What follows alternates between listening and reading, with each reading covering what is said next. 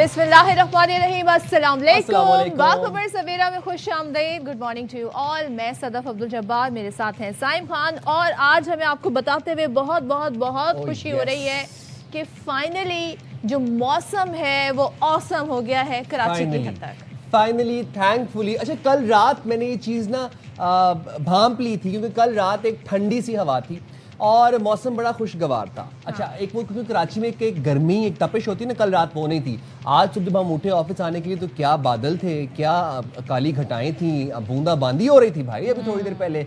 हम कराची वालों के लिए एक नेमत से कम नहीं है, रहमत है। अल्लाह ताला इस बारिश को या जो भी अभी मौसम है इसको रहमत का बायस बनाए। अच्छा, हमारी ना बस इतनी ही अमाउंट ऑफ बारिश जो है वो ठीक है। रात के बड़ी ठंडी हवाएं चलना शुरू हुई, सब ने सुख का सांस लिया है, लेकिन मौसम के साथ साथ बहुत कुछ है भाई। आपको एक बात की और मुबारक हो कि डिजिटल साइन हो गए हैं मुआहदे पर। अमेरिका ईरान के डिजिटल साइन हो गए हैं और हैरान कुन तौर पर डोनाल्ड ट्रंप साहब वैसे मुझे बड़े खुश नजर आए काफी दिनों बाद। अच्छा, खुश भी नजर आए, उनकी लैंग्वेज भी बड़ी पॉजिटिव हुई है। अब वो जो ट्वीट्स आ रही हैं ट्रुथ सोशल के ऊपर, उसमें ईरान के हवाले से अब वो जो अलकबात इस्तेमाल कर रहे हैं वो बिल्कुल किसी किस्म की कोई वो जिंगोइस्टिक नहीं है। वो जो वॉर रेटरिक था वो खत्म होता हुआ नजर आ रहा है हमें, और वो बड़े अदब और इज्जत के साथ ईरानी क़यादत को मुखातिब करते हुए नजर आ रहे हैं, which is a very positive thing by the way.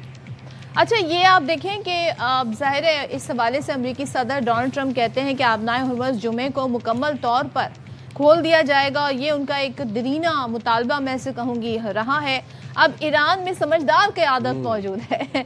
Donald Trump साहब को अब रियलाइज़ हुआ है कि समझदार क़यादत ईरान में मौजूद है। अच्छा, फ्रांसीसी सदर भी आजकल हम देख रहे हैं अमेरिकी सदर से मुलाकात की काफ़ी ज़्यादा जो है वो वीडियो वगैरह वायरल हुई है। प्रेस कॉन्फ्रेंस में ट्रंप ने कहा कि मुआहदे का जो बुनियादी मकसद है वो एटमी हथियारों के बनने के अमल को रोकना है कि ईरान के पास जी ऐसे हथियार ना हो। उन्होंने ये भी कहा कि वो दस्तखत की तकरीब में शिरकत करेंगे। अभी क्या हुआ है? अभी डिजिटल साइन हुआ है, अभी हुए हैं डिजिटल साइंस, ठीक है। दस्तखत की तकरीब होगी बाकायदा, फ्राइडे को होगी, जिनेवा में होगी, और आप सोचें कि उसको होस्ट कौन करेगा? उसको पाकिस्तान होस्ट करेगा, अल्हम्दुलिल्लाह। क्योंकि आपको पता है कि वो इस्लामाबाद मेमोरेंडम होगा, इस्लामाबाद टॉक्स हुई थी जहाँ से ये सारी जो सीज़ फायर की बातें थी इनिशिएट हुई थी, और अब पाकिस्तान को ये एक और एजाज़ हासिल हुआ है कि पाकिस्तान होस्ट भी करेगा जो फाइनल जो मेमोरेंडम की जो फिजिकल सिग्नेचर की तकरीब होगी जिनेवा में फ्राइडे को। अच्छा, जो अमेरिका ईरान मफाहमती याददाश्त पर इलेक्ट्रॉनिक दस्तखत हो चुके हैं, जैसे कि आपने सदफ ने भी आपको बताया। लेकिन एक चीज़ मैं और बता दूं कि अमेरिकी सदर ने सोशल मीडिया पर लिखा, सबको मुबारक हो, अमन मुआहदा तय पा गया, ईरान के साथ मुज़ाकरात कामयाबी से मुकम्मल हो गए, ईरानी बंदरगाहों पर आयद अमरीकी नाकाबंदी ख़त्म कर दी गई है, और ये भी बताया कि बहरी जहाज़ों ने आबनाए हुर्मुज़ से गुजरना शुरू कर दिया है। साइम, ये तो ऐसी इंफॉर्मेशन है जो किसी के पास भी नहीं थी। इससे अच्छी और क्या बात हो सकती है कि स्ट्रेट ऑफ हॉर्मुज़ से जो ऑयल बरदार जहाज़ हैं, जो टैंकर्स हैं, वो गुजरे हैं। पूरी दुनिया की मईशत इस एक स्ट्रेट ऑफ हॉर्मुज़ के ऊपर इन्हिसार था उसका, और खाद की बात, फर्टिलाइजर्स की बात कर लें, उसके बाद फिर अशिया खुरोनोश की बात कर लें, फिर जो गल्फ़ कंट्रीज़ हैं वहाँ पर पानी का भी एक बहरान पैदा होता नज़र आ रहा था। तो अल्हम्दुलिल्लाह स्ट्रेट ऑफ हॉर्मुज़ में से जहाज़ पास हो रहे हैं, सिंस जो नेवल ब्लॉकेट था यूएस का वो लिफ्ट अप हो चुका है। ब्लॉकेट पे ब्लॉकेट था। अच्छा जनाब, अब ये जो MOU है यानी इस्लामाबाद मेमोरेंडम जो है, इस पर इलेक्ट्रॉनिक दस्तखत हो गए, यानी कि डिजिटल दस्तखत हो गए। किसने किए, किसने किए? अमेरिकी हुकाम बता रहे हैं कि मफाहमती याददाश्त पर इलेक्ट्रॉनिक दस्तखत से मुतालिक अमेरिकी हुकाम की सहाफ़ियों को जो ब्रीफिंग थी, बताते हैं जी कि अमेरिका की जानिब से सदर ट्रंप, नायब सदर JD वेंस ने इस पर दस्तखत किए, जबकि ईरान की तरफ से ईरानी पार्लियामेंट के जो स्पीकर हैं मोहम्मद कालिबाफ, उन्होंने दस्तखत किए। अच्छा, और मुआहदे की तकरीब जुम्मे को जिनेवा में होगी, मेज़बानी पाकिस्तान करेगा। मुआहदे का मतन रवां हफ्ते जारी कर दिया जाएगा, और अमेरिका के जो नायब सदर हैं JD वेंस, जो कि पाकिस्तान भी आए थे, उन्होंने अमेरिकी मीडिया से गुफ्तगू की और कहा कि अमेरिका अब ईरानी हुकाम से बराह रास्त बात कर रहा है। ईरान अफजोदा यूरेनियम का ज़ख़ीरा ख़त्म करने और एटमी प्रोग्राम की जाँच पड़ताल की इजाज़त देगा तो उसे आलमी मईशत में खुशामदीद कहा जाएगा, पाबंदियों में नरमी होगी। मुआहिदा इसराइल, खलीजी मुल्कों, अमरीका और ईरानी अवाम के लिए बेहतरीन और कामयाब साबित होगा। बड़ी बात है कि ईरान को वर्ल्ड इकोनॉमी में शामिल करने की बातें हो रही हैं। जरा सुन लेते, वैसे डोनाल्ड ट्रंप कह क्या रहे हैं, सुना देते हैं अपने नाज़रीन को भी। to say it's signed, the deal's all signed. Strait is already partially open, but it's essentially ships are starting to go out now. On Friday, it'll be completely open. And we found the third set to be very smart, strong, very smart, but we ended up making a deal. Iran will not have a nuclear weapon. They fully agreed to that. And hopefully it's going to be a good relationship and we're going to get along. The Iran deal that we made is going to bring a lot of success to the world. I may be involved, I may not, but JD was coming in for that specifically. This is a very powerful document and I want it to be released, so probably pretty soon. جو بات وہ نہیں کہہ پا رہے وہ یہ نہیں کہہ پا رہے کہ ہم شکست کھا گئے ہیں، ایران جیت گیا ہے. ظاہر امریکہ جیسا ملک، امریکی صدر یہ کیسے کنفیس کر سکتا ہے؟ But Iran did it. Iran نے اپنی تمام تر باتیں بھی ایک طرح سے منوا لی ہیں. ایرانی صدر مسعود پزشکیان کہتے ہیں کہ اگر معاہدے کی تمام شقوں پر صحیح عمل ہو تو یہ باوقار دستاویز ہوگی اور معاہدے پر مکمل عمل درآمد سے مسائل حل ہو سکتے ہیں. ایرانی صدر یہ بھی کہتے ہیں کہ ایران سے ایران اور خطے میں نئے مواقع پیدا ہوں گے. یہ دستاویز ملک پورے خطے کے مزاحمتی بلاک کے لیے بڑا اعزاز ہے اور یہ بہت ایک امپورٹنٹ بات ہے کہ ایران یہ بھی چاہتا تھا سائم کہ ان پر جو پابندیاں عائد ہوئی ہیں وہ بھی لفٹ کی جائیں، پابندیاں بھی لفٹ کی جائیں، جو سینکشنز تھیں، جو کہ فروزن ایسٹس تھے وہ بھی ریلیز کیے جائیں. تو اب آبویسلی جو 60 دن کا ٹائم فریم ہے اس میں یہ سب باتیں ہوں گی، نیوکلیر کے حوالے سے بھی اور سینکشن ریلیف کے حوالے سے بھی. ایران کا یہ کہنا ہے کہ لبنان اسلام آباد معاہدے کا اہم حصہ ہے. آپ کو یاد ہے جب اسلام آباد ٹاکس ہو رہی تھی تو ایران کی پہلی شرط تھی ان ٹاکس میں بیٹھنے کی یہ تھی کہ لبنان میں سیز فائر ہو. اسرائیل جو لبنان میں ناجائز حملے کر رہا ہے وہ کرنا بند کرے، جو کہ اسرائیل نے اس کے اوپر کوئی خاص کار نہیں دھرے. لیکن لبنان کی سیکیورٹی کے بغیر کوئی معاہدہ آگے نہیں بڑھ سکتا. ایران کا یہ موقف ہے. امریکہ اپنے وعدوں کو پورا کرنے کے اقدامات کرے، ہم معاہدے کی پاسداری کریں گے. ترجمان ایرانی وزارت خارجہ اسماعیل بقائی صاحب ہیں، وہ یہ کہتے ہیں کہ معاہدے پر پہنچنے کا مطلب یہ نہیں کہ ہم نے اپنے نقصانات کو بھلا دیا. ہم کبھی نہیں بھولیں گے امریکی و صہیونی جارحیت میں ہماری قیادت کو شہید کیا گیا. اثاثوں کی بحالی اور جنگ میں نقصانات کا معاوضہ بات چیت کا حصہ ہے. مسلط کرتا جنگ کا معاوضہ طلب کرنا ہمارا حق ہے. امریکہ پر اعتماد بحال کرنے کے لیے طویل راستہ طے کرنا ہے اور ماضی کے تجربات کی وجہ سے امریکیوں پر اعتماد نہیں ہے. بالکل، اور ہمیں پتہ ہے کہ اس میمورینڈم پر سائن ہونے کے بعد مزید راؤنڈ آف ٹاکس ہوں گے، یعنی کہ مزید جو شکیں ہیں ان کی نوک پلک سنبھالی جائے گی.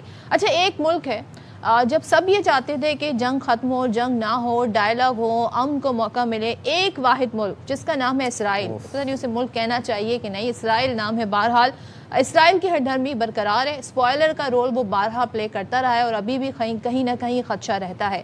اسرائیلی وزیر ہیں قومی سلامتی کے، پتہ نہیں مشکل سا نام ہے ان کا، ہاں، وہ تل ابیب اور تہران اور واشنگٹن میں جو MOUs کا معاملہ ہے اس کو کہتے ہیں ہم اس کے شراکت دار ہیں اور نہ ہی اس کے پابند ہیں. یعنی کہ ہم سے کوئی امید نہ رکھے کہ ہم اس کی شقوں پر یا سیز فائر پر یا معاہدے پر کسی طرح سے عمل درآمد کریں گے.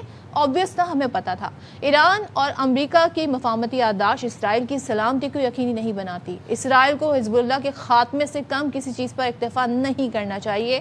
ہم حزب اللہ کے مکمل خاتمے کے سوا کسی بھی حل پر مطمئن نہیں ہو سکتے. اچھا، کچھ لوگ ہوتے ہیں جن کو شاید زبانی کلامی باتیں سمجھ نہیں آتی، ان کے ساتھ نا آپ کو کچھ کسی قسم کے کسی جوتے شوتے کا استعمال کرنا پڑتا ہے. لاتوں کے بھوت باتوں سے نہیں سمجھتے. اب ڈونلڈ ٹرمپ گالم گلوچ تک تو پہنچ گئے نتن یاہو کے ساتھ، اس نہج پر تو پہنچ گئے کہ وہ فون اٹھاتے ہیں اور گالیاں دیتے ہیں نتن یاہو کو کہ انسان بنو.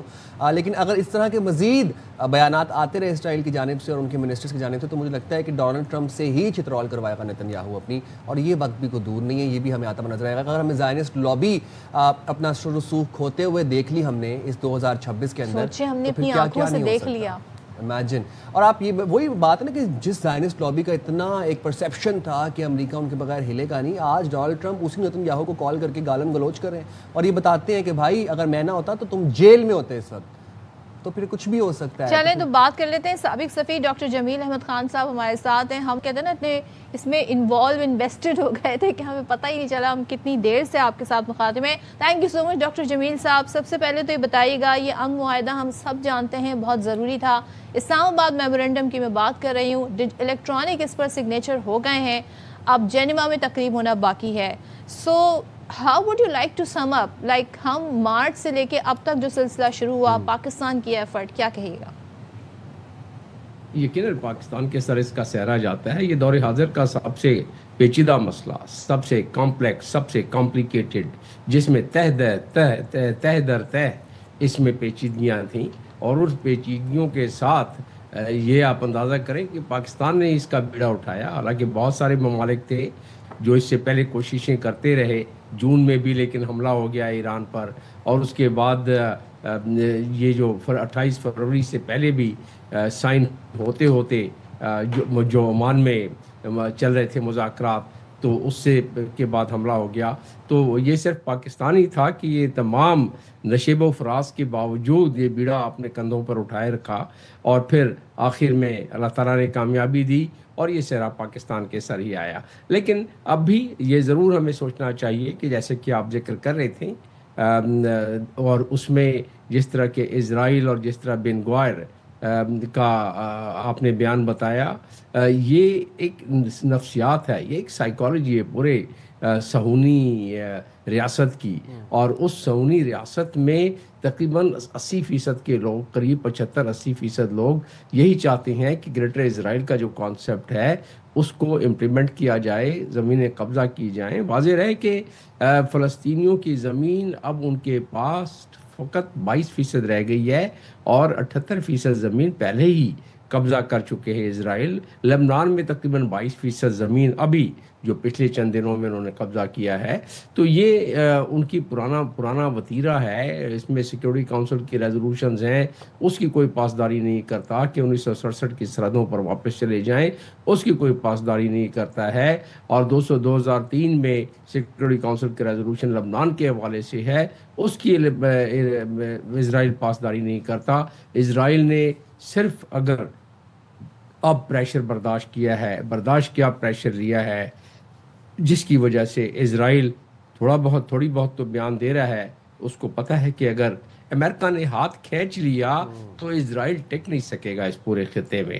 اور یہ بھی ہمیں علم ہے کہ اسرائیل کا وہاں جو صہیونی لابی ہے وہ اپنی سر جوڑ کر بیٹھی ہوئی ہے اور کوشش کر رہی ہے اپنی کہ کسی نہ کسی طریقے سے وہ دوبارہ وائٹ ہاؤس اور جو واقعی ان کے ادارے ہیں ان میں کسی نہ کسی طرح، جس طرح پہلے حاوی تھی، دوبارہ اس میں وہ اپنا انفلوئنس استعمال کر کے کسی نہ کسی طریقے سے اس میں کوئی رخنا اٹکائیں. لیکن اس وقت ڈونلڈ ٹرمپ کے سامنے بالکل واضح نظر آ رہا ہے کہ اگر وہ اسٹینڈ نہیں لیتے تو پھر ظاہر ہے ہار تو ہمیں پتہ ہی ہے کہ کیا ہوا. امریکہ کے ساتھ 47 کے قریب جہاز اپنے وہ تباہ کروا بیٹھا ایران کے ہاتھوں اور کافی نقصان اس نے اٹھایا. یہ اپنی جگہ پر، لیکن ہزیمت اپنی جگہ پر کہ دنیا کی سب سے بڑی ایک قوت جو کہ 996 بلین ڈالر جس کا کہ عسکری بجٹ ہو، اور جس کے مقابلے میں صرف 30 بلین ڈالر کی ایک عسکری قوت ایران وہ کھڑا ہو جائے اور ناکوں چنے چبا دے، تو ان کو یہ اندازہ ہو گیا کہ مڈل پاور کنٹری بھی ایک سپر پاور کو کس طریقے اور سے. میرا جو اگلا سوال ڈاکٹر صاحب وہ یہیں پہ میں وہ ایڈ کرنا چاہوں گا. آپ نے سپر پاور کا ذکر کیا. اس جنگ سے ایک تو ہم نے بہت کچھ سیکھا، اور دوسری بات یہ کہ اس جنگ سے بہت سے پرسیپشنز بریک ہوئے. جو سپر پاور کا ایک پرسیپشن تھا، آپ کو لگتا ہے اس نیو ورلڈ آرڈر میں اب کوئی سپر پاور نہیں ہے؟ سپر پاور تو وہ ہوتی ہے جس کی جنگی صلاحیتیں ناقابل شکست ہوں، جس کی دفاعی صلاحیتیں آؤٹ سٹینڈنگ ہوں، جس کی منہ سے نکلی ہوئی بات قانون ہو جائے، جن کے پاس بڑا دفاعی بجٹ ہو، بڑی اکانومی ہو. تو یہ جو ایک پرسیپشن تھا سپر پاور کا، اس نیو ورلڈ آرڈر میں اب وہ ختم ہو چکے. اب کوئی سپر پاور نہیں ہے دنیا میں. نہیں، یہ اس دفعہ ایسا محسوس، اس سے پہلے کبھی ایسا نہیں تھا. اس سے پہلے سپر پاور بہرحال سپر پاور ہی تھا، اور اس کی باتوں کو اسی طریقے سے مانا جاتا تھا. یہ ایران اور امریکہ اور اسرائیل کی جنگ نے اس بات کو جو آپ ابھی بتا رہے ہیں وہ اس طرف لے گئی ہے. اور دنیا کو اب احساس ہونے لگا ہے کہ ایک مڈل پاور بھی سپر پاور کو ناکوں چنوں چبا سکتا ہے. تو لہٰذا یہ اس طرح کا یہ پیراڈائم چینج ہوا ہے پوری دنیا میں. اور اب سپر پاور یہ جو مڈل پاور ٹائپ جس طرح ایران ہے، تو یا جیسے پہلے عراق کو ہڑپ کر گئے، جس طرح لیبیا کو ہڑپ کر گئے، اب ان ملکوں کو یہ پتہ پڑ گیا ہے کہ اگر اپنے پیروں پر کھڑے رہیں، تھوڑا نقصان برداشت کر لیں، تو ایسی صورت میں یہ سپر پاور اور باقی جتنی پاورز ہیں وہ زیادہ دیر نہیں ٹھہر سکتے اپنے ملک سے دور آ کے. یہ 12,000 میل دور آ کے. ٹھیک ہے امریکہ کے بیسز اپنی جگہ پر, امریکہ کی وہ فائر پاور اپنی جگہ پر, امریکہ کے بحری بیڑے جو نزدیک نہیں آ رہے ہیں, ہزار میل دور جا کے کھڑے ہو رہے ہیں کہ کہیں ایران کی طرف سے کوئی جو ان کے جدید ترین میسائلز ہیں یا ڈرون ہیں وہ ان کو کہیں ڈبونے. Not to forget GCC countries, انہوں نے ریٹیلیٹ نہیں کیا. ان کا جو رسپانس رہا وہ بڑا, میرے لیے تو بڑا سرپرائزنگ تھا, بیکاز جب اس طرح کے حالات ہوتے ہیں بہت جلد معاملہ اسکلیٹ ہو جاتا ہے. پاکستان کا رول, پاکستان نے نہ صرف اپنا ویٹ امن کی طرف رکھا, اپنا وزن اپنا انکلینیشن امن کی طرف رکھا, دوسرے پاکستان نے ایفرٹ بھی کی. تو نو کنٹری بائی, یا کہنا چاہیے کہ جو نیریٹو تھا امریکہ کا یا اسرائیل کا, کسی نے اسے بائی نہیں کیا, اور اپنا وزن انہوں نے اپنے اصولوں پر جو وہ ہمیشہ سے کہتے آئے اس طرف رکھا, بالخصوص پاکستان. تو یہاں بھی ہم بڑا شفٹ دیکھ رہے ہیں کہ امریکہ کا جو بیانیہ ہمیشہ سے بنا کر وہ جنگ مسلط کرتا ہے کسی بھی ملک پہ, وہ بھی شیٹر ہوا ہے. نیریٹو بالکل شیٹر ہوا ہے, اس میں کوئی شک نہیں. اور دوسری بات جو آپ نے کی وہ زیادہ اہم ہے کہ پورے گلف کنٹریز نے ان کوشش کی گئی, اس میں اسرائیل نے بڑی کوشش کی, اس میں امریکہ نے بڑی کوشش کی کہ یہ مل کر چڑھائی کر دیں ایران پر, لیکن دانش مندی کا ثبوت دیا. اور اس میں بھی پاکستان کا بڑا کردار ہے. پاکستان کے فیلڈ مارشل جو شٹل عسکری ڈپلومیسی کرتے رہے, اس میں بھی ان کا بڑا کردار ہے. اسی طریقے سے پرائم منسٹر کا اور پوری ٹیم, تو وہ پورا کردار اپنا ادا کرتے رہے ہیں, جس کی وجہ سے پتہ پڑ گیا گلف کنٹریز کو کہ یہ جو ریسٹرین ہے وہ کم کاسٹ کرے گی بنسبت اس پہ کہ اگر کوئی ایگریسو ایکشن کیا جائے. تو اس لحاظ سے انہوں نے ریسٹرین کیا, اور جس کا کہ ان کو ثمرات ملے, کیونکہ اگر ایسا نہ کرتے تو جو ان کی ایگریشن کی کاسٹ تھی وہ ایران پھر اس کا ریٹیلیٹ جو کرتا تو اس کو دھکیل دیتا پورے گلف کنٹریز کو. ابھی تو 2 سال پیچھے گئے, پھر وہ 10 سال اور 15 سال پیچھے چلے جاتے. تو ان کو اس چیز کا علم تھا اور انہوں نے دانش مندی کا بالکل اس میں ثبوت دیا, کوئی شک نہیں. اور پاکستان کا اس میں یقیناً کردار ہے کہ پاکستان ایک بیلنسر کے طور پر, پاکستان ٹوٹل نیٹ اسٹیبلائزر کے طور پر وہ کام کرتا رہا, گلف کنٹریز میں بھی, ایران کے ساتھ بھی. کیونکہ اگر سعودی عرب کے ساتھ ہمارا پیکٹ نہ ہوتا تو جس طریقے سے ابتدا میں شروع کیا تھا ایران نے, تو یہ کہیں جا کے بات آگے پہنچ جاتی. لیکن بہرحال ابھی ہم بات کر رہے تھے MOU کی, یہ ایک بڑی خوش آئند بات ہے کہ یہ ہم اس کو ہوسٹ کر رہے ہیں جنیوا میں, اور یہ اسلام آباد کے وہ کس گھنٹے کی کوششیں اور کاوشیں ہیں, جس کو آج بھی جس کا ذکر کیا ہے امریکہ کی JD وینس نے کہ یہ اس میں ہماری بہت ساری باتیں طے ہو گئی تھیں. اور میں یہ بات کا بہت مرتبہ ذکر کر چکا ہوں کہ JD وینس کا جو 5.5 منٹ کی پریس کانفرنس تھی, اس میں انہوں نے بتا دیا تھا کہ جتنے بھی یہ پوائنٹس تھے اس پہ تقریباً ہمارا راہیں ہموار کر دی تھیں. صرف یہ ہمارا انریچمنٹ والا نیوکلیئر فائل جو تھی اس کا مسئلہ تھا, تو وہ اب 60 دن میں. ڈاکٹر صاحب میں یہاں پر اپنا ایک سوال بھی ایڈ کر دوں MOU سے ریلیٹڈ. میں آپ سے جاننا ہی چاہتا ہوں, چونکہ ابھی ابتدائی مرحلے ہیں تو ظاہر سی بات ہے اتنی پریسائز ڈیٹیلز تو کسی کے پاس نہیں ہے, نہ ہی وہ کہیں پہ نشر کی گئی, نہ ہی کوئی متن ابھی تک سامنے آیا ہے. بٹ اسٹل اب جو فرائیڈے کو جو MOU سائن ہونے جا رہا ہے اس میں کیا کی پوائنٹس ہوں گے, وہ کس چیز کا MOU ہوگا؟ دو کہ ہمیں یہ اس بات کا اندازہ ہے کہ 60 ڈیز کے لیے ہوں گے اس چیز کے لیے, جس میں نیوکلیئر ویپن پر بات ہوگی, انریچڈ نیوکلیئر پر بات ہوگی, اس کے علاوہ جو نیوکلیئر ڈسٹ ہے, پھر سینکشنز ہیں, وہ تو 60 ڈیز ہوں گے. اس جو انیشیلی جو معاہدہ ہے MOU ہے فرائیڈے والا, اس میں کیا بات چیت ہوگی اور کیا دستخط ہوں گے کس چیز پہ؟ MOU ابھی کسی کے سامنے تو نہیں آیا ہے, لیکن جتنی باتیں ڈونلڈ ٹرمپ کی طرف سے آئی ہیں, ایران کی طرف سے آئی ہیں, اس میں 2-3 چیزیں ہیں. ایک تو یہ ہے کہ دونوں سائڈ وکٹری اپنا ڈکلیئر کر رہے ہیں کہ خیر MOU میں اس کا ذکر نہیں ہے. MOU میں 2 باتوں کا ذکر سر فہرست جو کہ دونوں پارٹیاں کہہ رہی ہیں.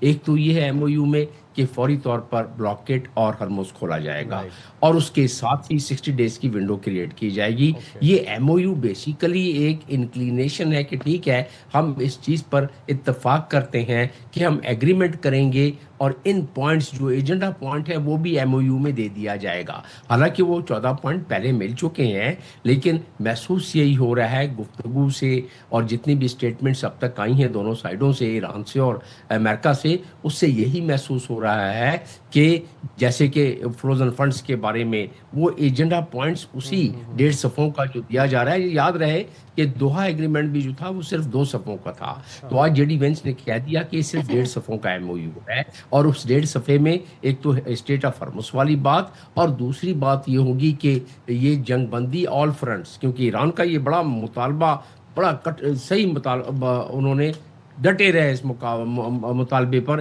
کہ لبنان اس میں شامل ہے, آل فرنٹ اس میں شامل ہے, جس پہ کہ اسرائیل میں ماتم مچا ہوا ہے کہ بھئی یہ لبنان تو کیوں شامل کیا گیا اس میں, اور ہم نہیں مانتے کہ لبنان شامل ہے. حالانکہ جب اس پہ دستخط ہو جائے گا تو اسرائیل پر یقیناً امریکہ کا کافی پریشر پڑے گا, اور پھر اگر نہیں مانا اسرائیل تو پھر جو سپر سونک میزائلز ہیں ایران کے, وہ پتہ ہے اسرائیل کو کہ وہ کیا کر سکتے ہیں, اور اگر وہ جو تھاڈ اور آئرن ڈوم ان کو نہ ملا امریکہ کی طرف سے, جو ڈونلڈ ٹرمپ ظاہرہ نہیں دیں گے, تو پھر ان کو پتہ ہے کہ ان کے ساتھ کیا ہوگا. تو لہٰذا میں سمجھتا ہوں کہ نیتن یاہو کو بھی یہ اس میں سب سے بڑا نقصان جو ہے وہ تو ہے ہی کہ الیکشن نیتن یاہو نے ہارنا ہے.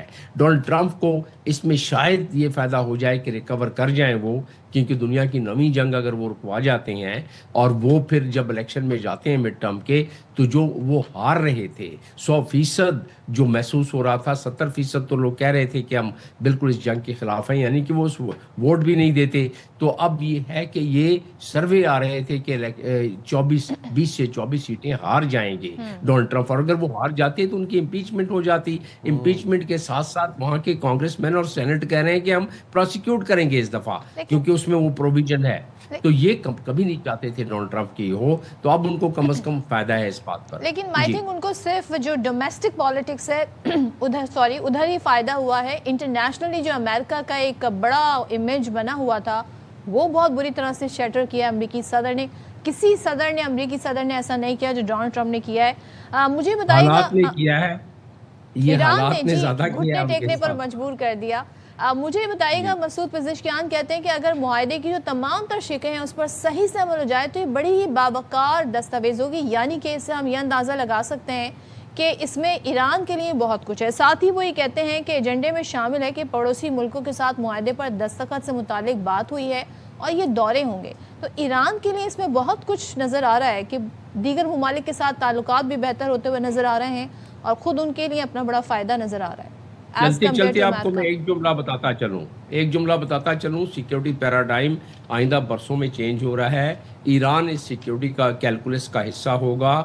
جو تکیہ کرتے تھے سارے کے سارے امریکہ پر, گلف کنٹریز کے, وہ تکیہ کرنا ختم کرتے جائیں گے آہستہ آہستہ, اور وہ اب ایسٹ کی طرف دیکھیں گے, چائنا اور اس طرف پاکستان, ایران کی طرف. لہٰذا پورا سیکیورٹی پیراڈائم چینج ہونے جا رہا ہے اس خطے میں آنے والے سالوں میں.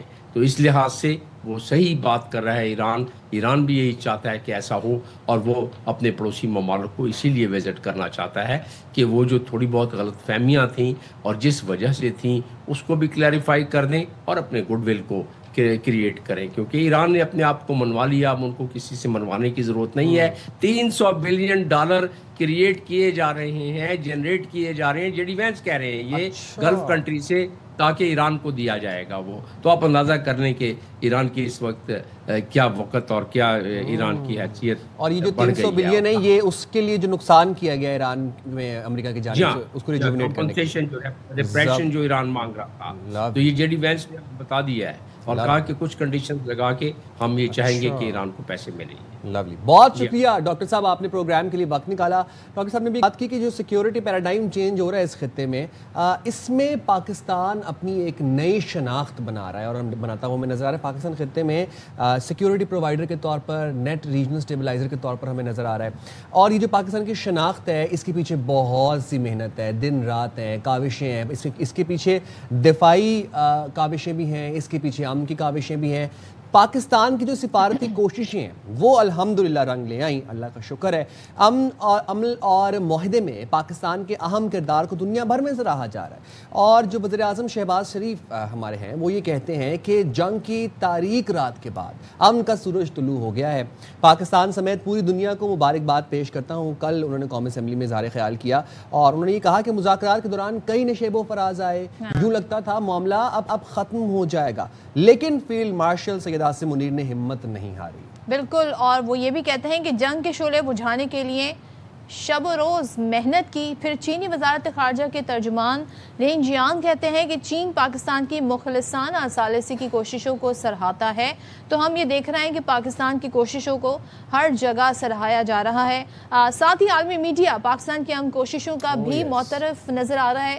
CNN نے خصوصی رپورٹ میں لکھا کہ پاکستان دونوں ممالک کے درمیان اہم سفارتی پل بن کر ابھرا، جس نے اپریل میں دونوں ملکوں کے درمیان بات چیت کی میزبانی بھی کی.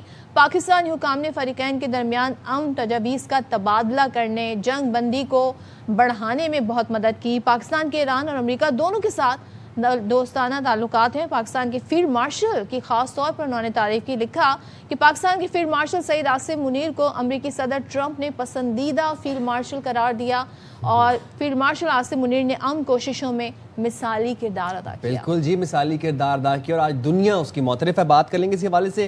دفاعی تجزیہ کار بریگیڈیئر ڈاکٹر راشد ولی جنجوعہ صاحب ہمارے ساتھ موجود ہیں. بہت شکریہ راشد صاحب، آپ نے پروگرام کے لیے وقت نکالا.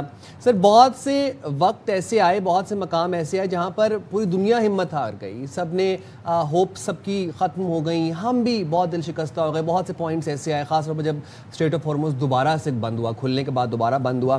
ہم سب سوچتے تھے کہ اب کون ہوگا کہ جو جنگ بندی کو جو ہے وہ سسٹین کرے گا. ایسے میں ایک مرد مومن، ایک مرد مجاہد فیلڈ مارشل نے کیا کمال ملٹری ڈپلومیسی دکھائی. یہ جو پولیٹیکل اور ملٹری ڈپلومیسی کی سنرجی تھی، سر میں چاہوں گا کچھ جملے آپ اس پہ کہیے گا.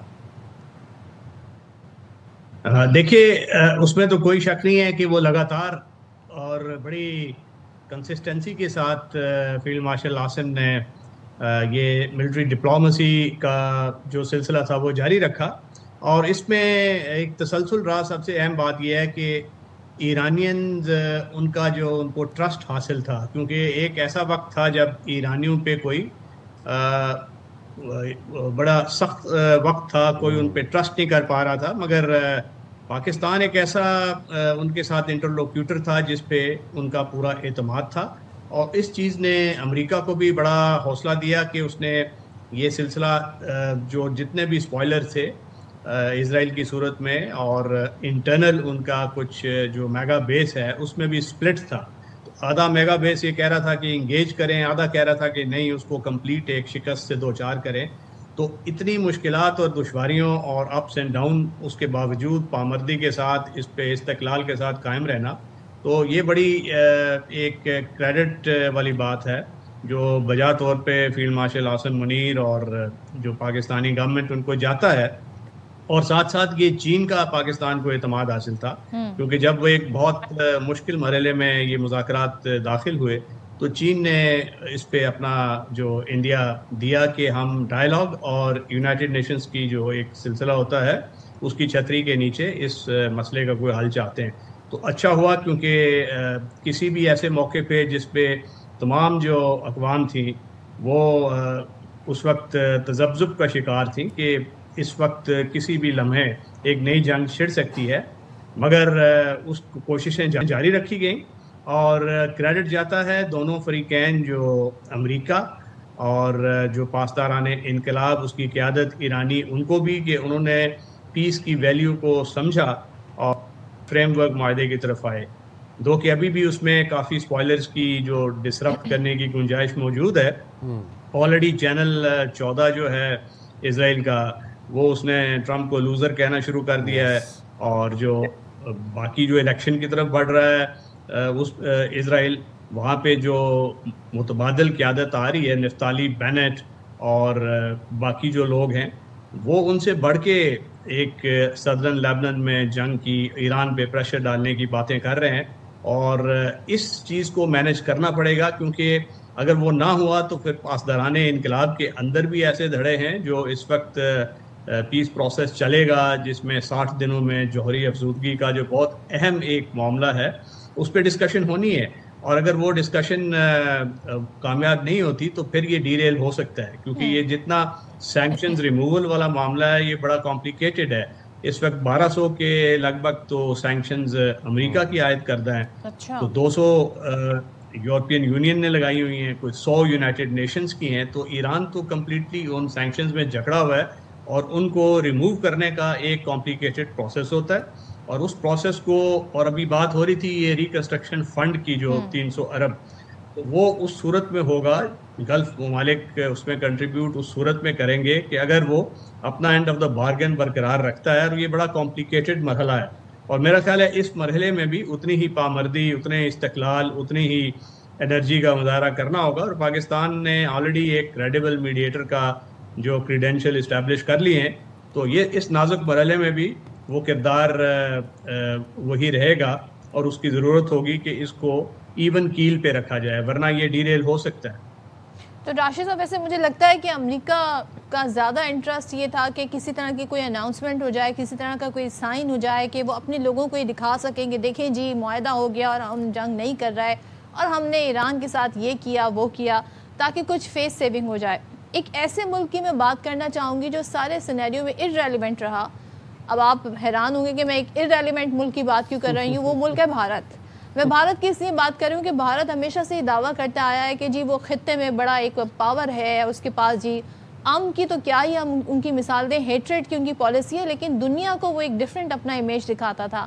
سوال یہاں پر یہ ہے کہ پاکستان کی پوزیشن بڑی مستحکم ہے، پاکستان کو عالمی سطح پر تنہا کرنے کا جو دعوے دار ہے بھارت، وہاں پر ہم دیکھ رہے ہیں بڑی تنقید ہو رہی ہے مودی سرکار پر، ان کے رویے پر، ان کے اپنے ہی لوگ کر رہے ہیں کہ بھارت کے لیے اب ہم دیکھ رہے ہیں کہ چاہتے ہوئے بھی جو پاکستان کا ایک بڑا ابھرتا ہوا کردار ہے وہ نظر انداز نہیں کر پا رہا ہے، تعریفیں ہو رہی ہیں پاکستان کی وہاں پر۔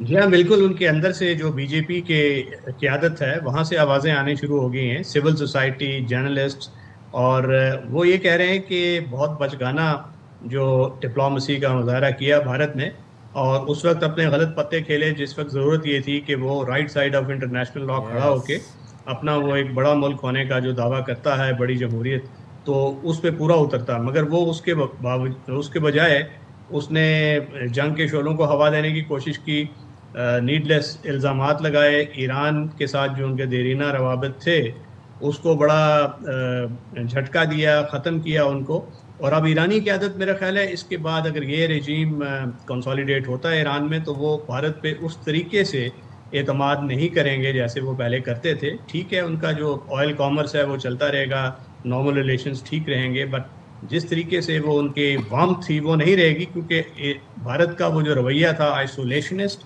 امیچور اور پیٹھ میں چھرا گھونپنے والا، وہ ایران نے بھی دیکھ لیا ہے، اور دیگر جو گلف ممالک ہیں انہوں نے بھی وہ اس کو آبزرو کیا ہے۔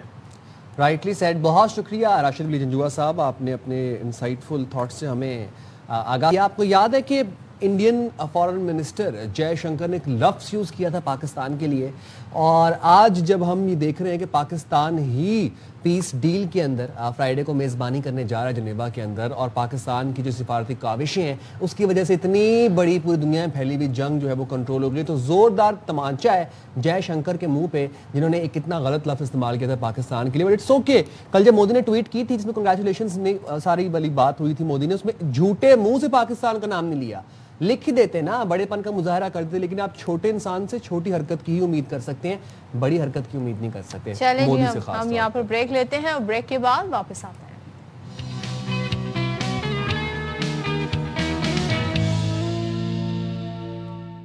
ویسے سائم میں ایک بات سوچ رہی تھی کہ جس طریقے سے ڈونلڈ ٹرمپ صاحب نے اناؤنسمنٹ کی اور سب مبارکبادیں دے رہے ہیں، پھر عالمی منڈی میں جو خام تیل کی قیمتیں ہیں اس پر جو اثر پڑا، تو بھائی اثر تو پھر پری وار والے پرائس پہ چلے جانا چاہیے پیٹرول۔ میں تو کہتا ہوں کہ پاکستان نے جو بہترین کردار ادا کیا ہے پیس میکنگ کے اندر، پیٹرول کی قیمت یہاں پر 150 تک تو ہو جانی چاہیے، تحفتہ نہیں، چلے تحفہ تو نہیں ہماری عوام کو کہ یہ تو ریلیف ملنا چاہیے کہ 150 ہو جائے کہ پیٹرول کی قیمت, بٹ ہم اس کے بارے سے بات کریں گے. یہاں پر معیشت کی بات بھی کریں گے. ایک بریکنگ ہے صدف میرے پاس, اور وہ یہ ہے کہ وفاقی وزیر داخلہ محسن نقوی کی جماعت اسلامی کے مرکز منصورہ آمد ہوئی. وفاقی وزیر داخلہ محسن نقوی کی امیر جماعت اسلامی حافظ نعیم الرحمان سے ملاقات ہوئی. اس ملاقات میں ملک کی مجموعی سیاسی معاشی امن و امان کی صورتحال پر تبادلہ خیال ہوا. ایران امریکہ مفاہمت کے بعد خطے کی موجودہ صورتحال پر بھی بات چیت ہوئی. رہنماؤں نے ایران امریکہ مفاہمت کو خطے کے استحکام و امن کے لیے خوشائن قرار دیا. امیر جماعت اسلامی حافظ نعیم الرحمان نے ایران امریکہ مفاہمت پر پاکستان کے مخلصانہ کردار کو سراہا. محسن نقوی صاحب سپر بزی پرسن. تو چلے میں اس سے پہلے جو پوری میں نے تمہید باندھی تھی بریکنگ آنے سے پہلے وہ یہی تھی, اور میں اسی طرف جانا چاہ رہی ہوں کہ امریکہ ایران مفاہمتی جو معاہدہ اگر مکمل طور پر, ہم چاہتے ہیں انشاءاللہ ایسا ہو جائے, مکمل طور پر نافذ العمل ہو جائے, تو یہ نہ صرف دونوں ملکوں بلکہ پوری عالمی معیشت کی اگر ہم بات کریں, کیونکہ اس جنگ نے عالمی معیشت کو بہت بری طرح متاثر کیا. توانائی کا جو سیکٹر ہے اس کو سیاسی استحکام ملے گا اور ایک بڑا یہ مؤثر ثابت ہو سکتا ہے. ایران کے لیے معاہدہ اقتصادی بحالی, غیر ملکی سرمایہ کاری میں اضافے, تجارتی سرگرمیاں وہاں پر بڑھ سکتی ہیں, جو پابندیاں تھیں وہ لفٹ ہو سکتی ہیں. تو معاہدے کے جو ابتدائی جو اثرات ہیں, جو ثمرات ہیں, وہ ہمیں ایک طریقے سے دکھائی دے رہے ہیں.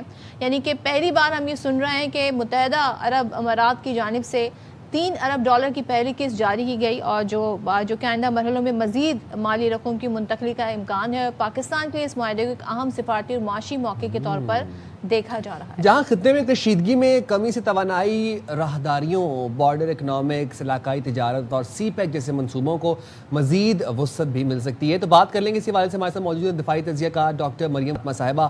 بہت شکریہ مریم صاحبہ, آپ نے باخبر سویرا کے لیے وقت نکالا. کیا امریکہ ایران معاہدہ واقعی آپ کو لگتا ہے خطے کی معیشت اور سیاست میں ایک گیم چینجر کے طور پر ثابت ہو سکتا ہے؟ جی, thank you for having me on your T V channel. میرا خیال ہے کہ یہ جو مفاہمت ہے یا معاہدہ ہے, اگر آپ اس کو کسی بھی پرسپیکٹو میں دیکھیں تو میرا خیال ہے کہ اس کا پوری دنیا کی معیشت کے لیے تو اس حد تک اس کا بہت 28 فیبروری کے بعد پوری ایسٹ میں اور خاص طور پہ یورپ میں بھی ایک اکنامک کرائسس تھا اور ڈپریشن کی طرف جا رہی تھی دنیا. اکنامک ڈپریشن آ گیا تھا اور اس نے ابھی فردر ڈیٹیریٹ ہونا تھا. تو ایک طرح سے اگر یہ اگریمنٹ ہو جاتا ہے تو ظاہر ہے اکنامک ریسیشن اور ڈپریشن سے شاید یہ خطہ بچ جائے اور دوبارہ اکانومیز جو ہیں وہ فنکشن کرنا سٹارٹ کر دیں, کیونکہ اسٹریٹ آف ہارمز کے ساتھ پوری دنیا کی جو آئل سپلائی تھی اس کا 20% یا 30% متاثر ہو. Now coming to the point کہ اس کے کس کے لیے اثرات ہیں, میرا خیال ہے کہ اس کے ایران کے لیے بہت زیادہ اہم اہمیت کے حامل اثرات ہیں, کیونکہ ایران جو ہے وہ سینکشنز میں ہے اور ایران نے اس سارے کانفلکٹ میں اسکلیشن لیول کو اپنے ریزسٹنس کے تھرو ڈومینیٹ کرنے کی کوشش کی ہے. اس کانفلکٹ کے امپیکٹ کو بڑھایا ہے اور اس کو ایک کائنیٹک کانفلکٹ سے بڑھا کے اس نے اس کو اکنامک کانفلکٹ بنایا ہے. تو اس اکنامک کانفلکٹ کے اندر ایران کی اسٹریٹجی تھی جس میں بہت ساری دنیا کی اکانومیز, جس میں بہت سارے ایلائیز ہیں US کے, ان کو اتنا شدید دھچکا پہنچا اور اتنا ایک اسٹریس پہنچا کہ جس کی وجہ سے US جو ہے اس کو بہت تیزی سے ایران کے ساتھ. جی یو رائٹ مریم صاحب, ساتھ ہی رہی گا. ہم تھوڑا سا ذرا میں ایک چیز اور اس میں انکلوڈ کرنا چاہتی ہوں, وہ یہ ہے کہ جو ورلڈ ریئیکشن اس وقت آ رہا ہے, UN سیکریٹری جنرل نے معاہدے کو تنازع کے پرامن حل کی جانب فیصلہ کن قدم قرار دیا ہے. ساتھ ہی ہم دیکھ رہے ہیں چین نے کہا طاقت کا استعمال کسی مسئلے کا حل نہیں, مذاکرات اور سفارتکاری ہی واحد راستہ ہے. ساتھ ہی قطر نے پاکستان سمیت تمام جو ثالثی کردار ادا کرنے والے ممالک ہیں ان کا شکریہ ادا کیا. برطانیہ ہے, فرانس ہے, اٹلی ہے, سب نے مشترکہ بیان جاری کیا ہے. برطانوی وزیر اعظم نے بڑا خوشائن قرار دیا ہے. بالکل جی, اور مستقل اور ٹول فری کھولنے پر زور دیتے ہوئے اسٹریٹ آف ہارمز کو انہوں نے اس حوالے پہ زور دیا ہے. خالد چشتی صاحب نے بھی ہمیں مین وائل جوائن کر لی ہے. تھینک یو ویری مچ خالد چشتی صاحب. گفتگو ہم یہ کر رہے تھے, مریم صاحبہ سے بھی یہ چاہ رہے تھے کہ آفٹر دس معاہدہ یہ جو بھی ہونے جا رہا ہے فرائیڈے کو, کون سی ایسی نئی اپرچونٹیز ہیں پاکستان جو کہ اکنامکلی اب ایکسپلور کر سکتا ہے, ہیونگ نوئنگ دا فیکٹ کہ پاکستان کے پاس ایران کا اعتماد بھی ہے, گلوبل اٹینشن کا مرکز بھی ہے پاکستان, اور امریکہ کی سپورٹ بھی ہے. جی بہت شکریہ صدف اور سائم, آپ نے انوائٹ کیا. دیکھیے پاکستان کے لیے تو بہت زیادہ اپرچونٹیز اس طرح ہیں کہ ہم نیبرہڈ میں ہیں جہاں پہ دنیا کا تیسرے نمبر پر آئل ریزروز ہیں.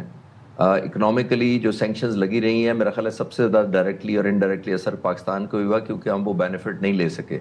آپ کو یاد ہوگا ایران ایک پائپ لائن بھی پاکستان کے اندر ڈلی تھی, شروع بھی ہوئی تھی پروجیکٹ, پھر وہ سسپینڈ ہو گیا بیکاز اکنامک سینکشنز کی وجہ سے. تو آئی تھنک جتنی ہماری ریلیونس ہے اس وقت اور جتنا گلوبل پیس میں ہم نے کنٹریبیوٹ کی ہے, اکنامک بینیفٹ سب سے زیادہ ہمیں اس طرح مل سکتا ہے کہ ہم کسی طریقے سے ڈائریکٹ ایران سے آئل لیں, اور صرف آئل لینے سے ہمیں فارغ نہیں پڑے گا, ہمیں جو ڈیویڈنڈس اس کے ہوں گے انڈائریکٹلی آپ کی بجلی سستی ہوگی, پروڈکشن سستی ہوگی, انڈسٹریلائزیشن زیادہ ہو جائے گی, ہم زیادہ کمپٹیٹیو ہو جائیں گے گلوبلی, اسپیشلی جو انڈیا کی مارکیٹ ہے یورپ میں اور امریکہ میں, ٹیکسٹائل انڈسٹری ہے یعنی ایکسپورٹڈ جو گارمنٹس اور دوسری چیزیں, تو بہت ساری چیزیں ہم انڈائریکٹلی بینیفٹس لیں گے جب ہمیں ریلیٹیولی بجلی سستی بنانے کی صلاحیت ہماری ہو جائے گی. تو آئی تھنک ادروائز جو ہم نے ایک ریلیونس گین کیا ہے گلوبلی, وہ ایک امیج جو تھا, آپ کو یاد ہوگا کہ پچھلے سال جون میں جب ہندوستان نے ہم پر حملہ کیا تھا تو اس نے یہی انڈر ایسٹیمیٹ کیا تھا کہ ہم آئسولیٹڈ ہیں گلوبلی, تو obviously دنیا کو اگر وہ حملہ کر دیں گے تو شاید رسپانس نہیں ہوگا. ہمارا رسپانس بھی تھا, پھر اس کے بعد دنیا نے دیکھا کہ ہم اس وقت ہم ہوئے تھے ریجنل ایک پلیئر کے طور پر, کم بیک کیا ہم نے, لیکن اس کے بعد آنے والے وقتوں میں الحمدللہ جس طرح ہم نے کنٹریبیوٹ کیا ہے اس جنگ کو رکوانے میں اور پھر پیس ایگریمنٹ کی طرف جانے میں, تو ہم ایک گلوبل ریلیونس پائی ہے ایز اے اسٹیبلائزنگ پلیئر. تو آنے والے وقتوں میں مجھے لگتا ہے کہ ہم زیادہ ریلیونٹ ہوں گے, بہتر انفلوئنس ہوگا, اینڈ اس کے جو بائی پروڈکٹس ہیں اب پیس اور امن کے اس ایریا میں وہ ضرور پہنچیں گے پاکستان. خالد چشتی صاحب, وائی بائی پروڈکٹ؟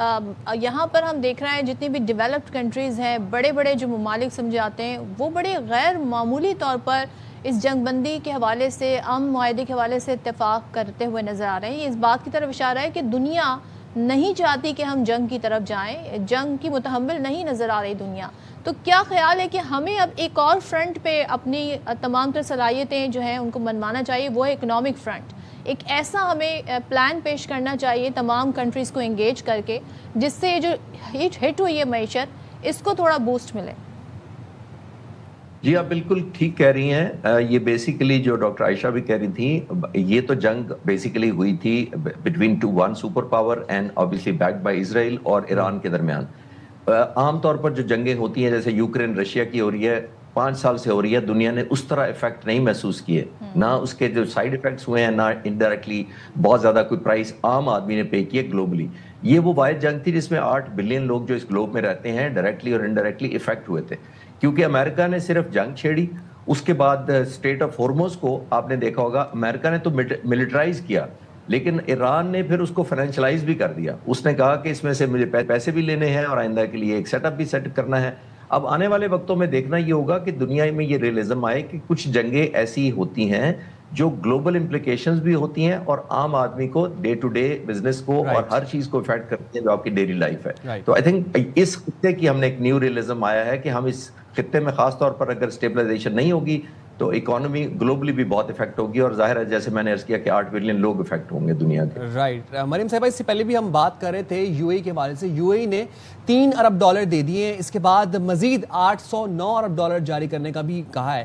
تو آپ کو لگتا ہے اس سے ایران کی معیشت پر فوری طور پر کیا اثرات پڑ سکتے ہیں؟ جی بہت شکریہ. دس از اے ویری امپورٹنٹ پوائنٹ. جس طرح کی ابھی ہم یہ کہتے ہیں کہ میں نے اب جب میں پہلے بات کری تھی میں نے بتایا کہ ایران نے اس پورے جنگ کے اکنامک کاسٹ بہت زیادہ کر دی اور ایکسپینڈ کر دی, اور ہارزونٹلی بہت سارے ملکوں کو اس جنگ کے دائرۂ کار میں ایران نے شامل کیا تاکہ پوری دنیا کی مارکیٹس کو وہ اسٹریس فیل ہو جو کہ اس جنگ سے اس خطے میں جو ہے وہ کسی بھی طرح سے ایز اے اسٹریٹجی ایران نے امپوز کیا بہت سارے ممالک کے اوپر. میں یہ سمجھتی ہوں جو ایران ہے, ایران نے اپنے ڈائلاگ اور نیگوسیشن کے پروسیس میں اپنا جو اس نے نیگوسیشن پائے ہے اس کے لیے اس نے بہت اسٹرنجنٹ انداز میں نیگوسیشنز کی ہیں, کیونکہ ایران جو تھا بیسیکلی اس جنگ میں اس کو کافی نقصان ہوا. اس سے پہلے بھی ایران کے اوپر جنگیں مسلط کی گئی اور نیگوسیشن کے پروسیس کے دوران کی گئی اور ایران کے اوپر سینکشنز کی گئے. تو میرا خیال ہے Iran wanted the best out of for it self from this negotiation process, اور وہ ایسے اگریمنٹ کی طرف جانا چاہتے تھے جہاں اس کے اوپر سینکشنز ہٹائے جائیں, اس کی فروزن ایسیٹس جو ان کو ریلیز کیا جائے. تو میرا خیال ہے کہ جو ایران ہے اس کے لیے جو اس کی اکانومی کا ریوائول ہے وہ اس جنگ سے جڑ گیا ہے. ایران نے لوز تو بہت کیا, لیکن میرا خیال ہے کہ ایران اب اس کے بعد گین بھی کرے گا, کیونکہ اس نے اپنے ایسیٹس کے اوپر جو ہے اسٹرانگ قسم کی کنڈیشنز اور پروپوزلس، وہ ان سارے نیگوسیشن کے جو پروپوزلس تھے اور سارا ایک پروسیس تھا، اس میں اس نے ہمیشہ اس کو ایک امپورٹنٹ پوائنٹ بنایا. جہاں تک بات ہے ان کے nuclear programme,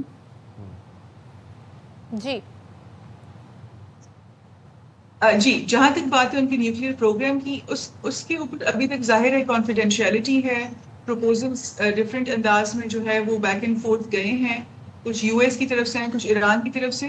We have yet to see how these two countries have been agreeing on the issue of nuclear fissile material. یا اگر اس کو رول بیک کرنا ہے یا اس کو چلانا ہے یا اگر کس حد تک انرچمنٹ کرنی ہے، اس کے اوپر اگر ان کا کوئی اگریمنٹ ہوا ہے تو وہ ہمارے سامنے آئے گا. لیکن so far Pakistan as a credible mediator یا فیسیلیٹیٹر، میں زیادہ کہوں گی کیونکہ اس کو اسکالرلی پرسپیکٹو میں اس کو فیسیلیٹیٹر کا رول دیں گے. پاکستان نے بہت کانفیڈینشیلٹی انشور کی ہوئی اس پورے پروسیس میں. تو وی ہیو یٹ ٹو سی کہ کس طرح جو ہے دونوں پارٹیز آپس میں اپروچ کریں. ٹھیک ہے، thank you so much doctor Maryam, thank you so much. Khalid Chishti sahab ہمارے ساتھ تھے اور بہت کچھ اس سے گین کیا جا سکتا ہے. پاکستان اس سچویشن کو بڑے اچھے سے کیپٹلائز کر سکتا ہے. بالکل جی. یہاں پر وقت چھوٹی سی بریک کا، حاضر ہوں گے بریک کے بعد. اسٹے دیر ود اس.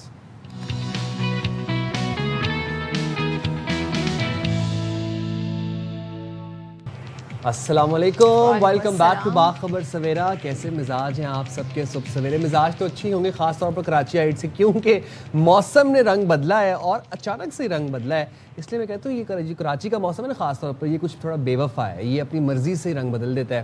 لیکن اچھی بات یہ ہے کہ موسم خوشگوار ہے. یہاں پر میرے پاس ایک اپڈیٹ ہے اور وہ یہ ہے کہ جناب اٹک کے سرحدی علاقے کے قریب سی ٹی ڈی اور دہشت گردوں میں فائرنگ کا تبادلہ ہوا. اب سی ٹی ڈی سے مقابلے کے دوران 5 دہشت گرد ہلاک ہوئے. ترجمان سی ٹی ڈی نے دہشت گردوں کے مطابق دہشت گردوں کی گرفتاری کے لیے انٹیلیجنس بیسڈ کارروائی کی گئی اور ہلاک دہشت گردوں سے خودکش جیکٹ، دستی بم، ایس ایم جی، گولیاں، بارودی مواد برآمد ہوا. دہشت گرد پنجاب کے مختلف شہروں میں حملے کی منصوبہ بندی مکمل کر چکے تھے اور ترجمان سی ٹی ڈی کے مطابق اٹک کے سرحدی علاقوں میں مزید سرچ آپریشن جاری ہے. اور اسی حوالے سے آپ کو اپڈیٹ بھی کر رہے ہیں، ایک بڑا انٹیلیجنس بیسڈ آپریشن کیا گیا ہے. اٹک کے سرحدی علاقے کے قریب سی ٹی ڈی اور دہشت گردوں میں فائرنگ کا تبادلہ ہوا اور سی ٹی ڈی سے مقابلے کے دوران 5 دہشت گرد جہنم واصل کر دیے گئے.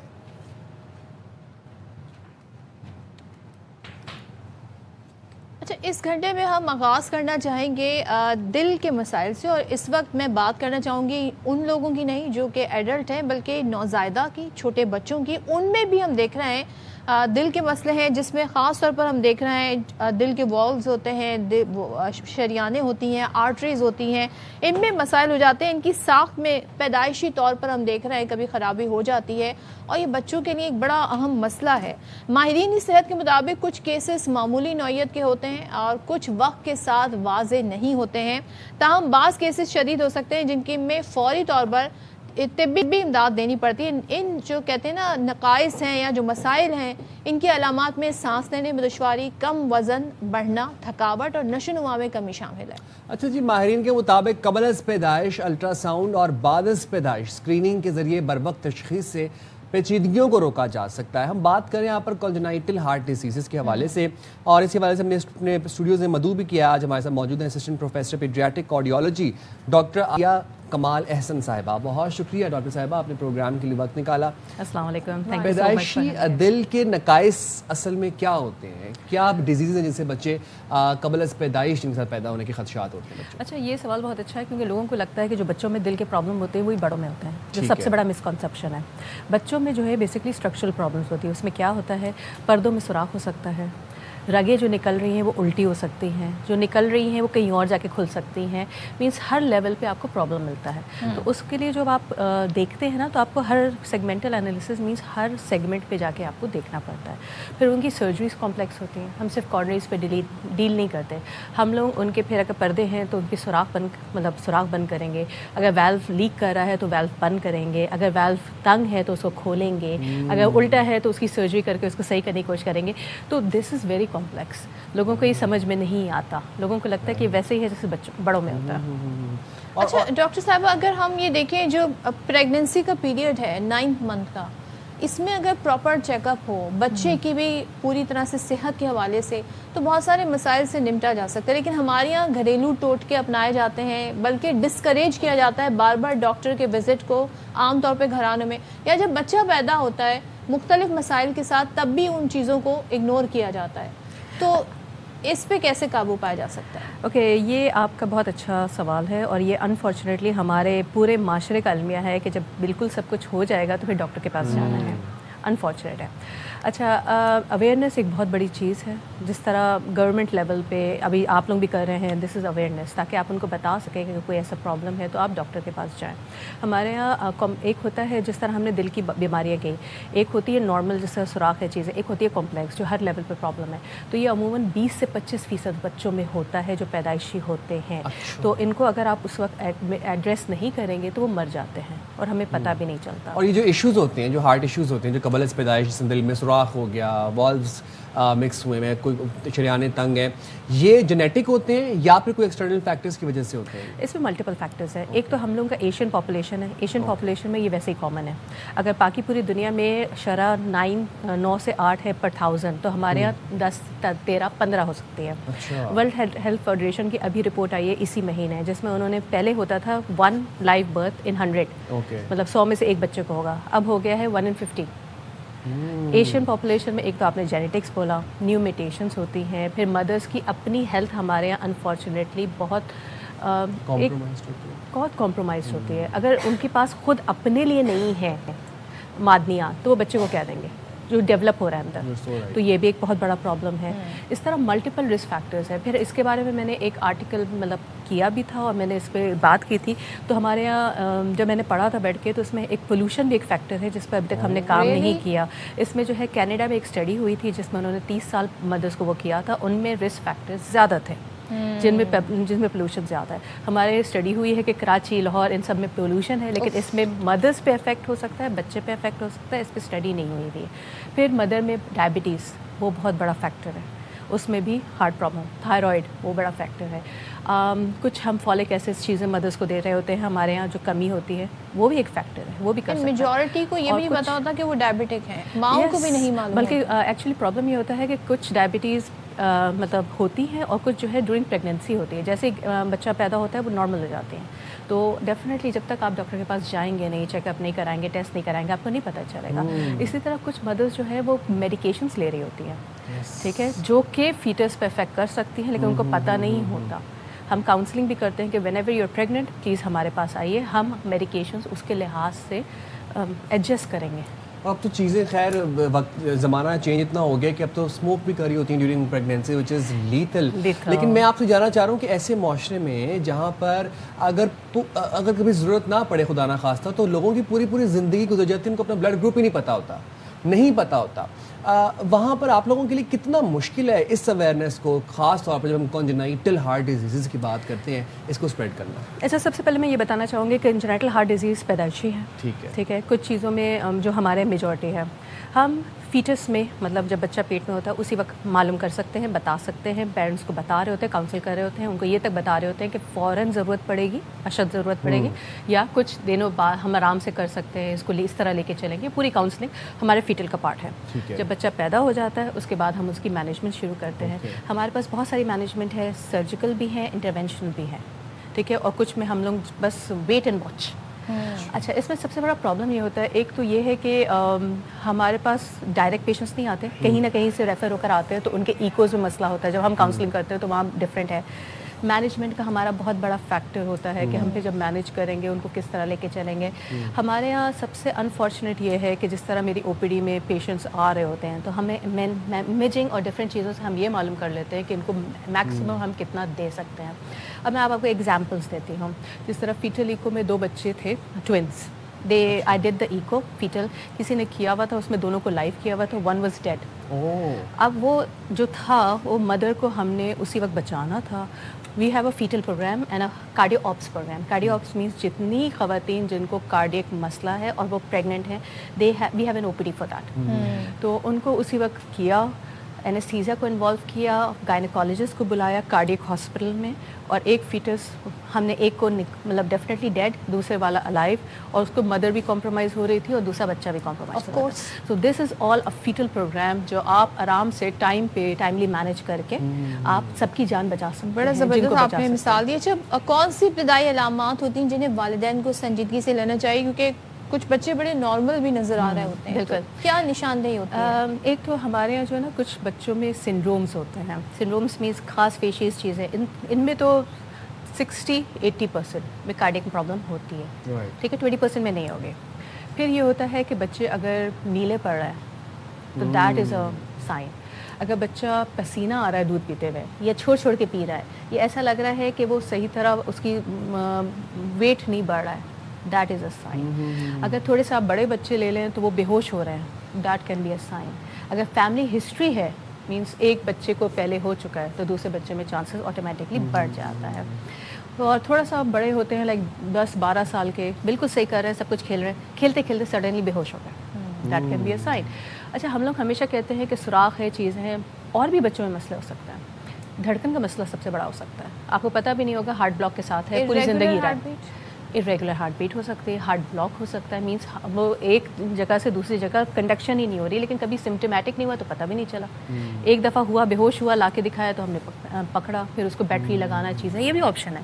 پھر ہمارے انفارچونیٹلی جو ہماری پاپولیشن ہے اس میں رومیٹک ہارٹ ڈیزیزز بہت کامن ہے. اس میں کیا ہوتا ہے کہ ہمارے بچوں میں ایک انفیکشن ہو جاتا ہے کہ جو دل کے ویلوز پہ جا کے افیکٹ کرتا ہے. اچھا. And we are very high risk, ہم ہائی رسک اس میں آتے ہیں. اور جو بکس میں لکھے ہوئے ہیں کہ بچے باہر 10 سال لگتے ہیں MS بننے میں, وہ ہمارے یہاں 10 سال کے اندر ہو چکے ہوتے ہیں.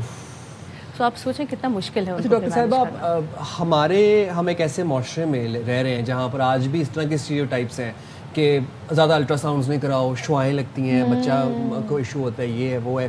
اس کے بعد پھر بہت سی پیدائشیں ایسی ہو رہی ہیں بچوں کی, بچے ایسی جگہوں پہ بورن ہو رہے ہیں جہاں پر دیہی علاقے ہیں, سبربز ہیں, مڈ وائفس کے پاس پیدا ہو رہے ہیں, دائیاں جو ہیں وہ بچوں کی ڈلیوریاں کر رہی ہیں. ایسے میں چاہتا ہوں کہ آپ یہ جو ابھی ہم خواتین دیکھ رہی ہیں, جو مائیں دیکھ رہی ہیں, جو فیملیز دیکھ رہی ہیں, ان کو سادہ الفاظ میں بتائیں کہ ایک نارمل اور اب نارمل بچے میں کیا فرق ہے, کیسے, کیا تشخیص ہے, کیا ارلی سمٹمز ہیں. اچھا, میں پہلے یہ بتانا چاہ رہی ہوں کہ ہمارے جو میجورٹی کنجنائٹل ہارٹ ڈیزیزز ہوتی ہیں وہ پتہ بھی نہیں چلتی. لائک PF ایک چھوٹا سا سوراخ ہوگا, وہ 40-50 سال تک بھی نہیں پتہ چلے گا جب تک وہ پرابلمس نہیں کرنے لگے گا.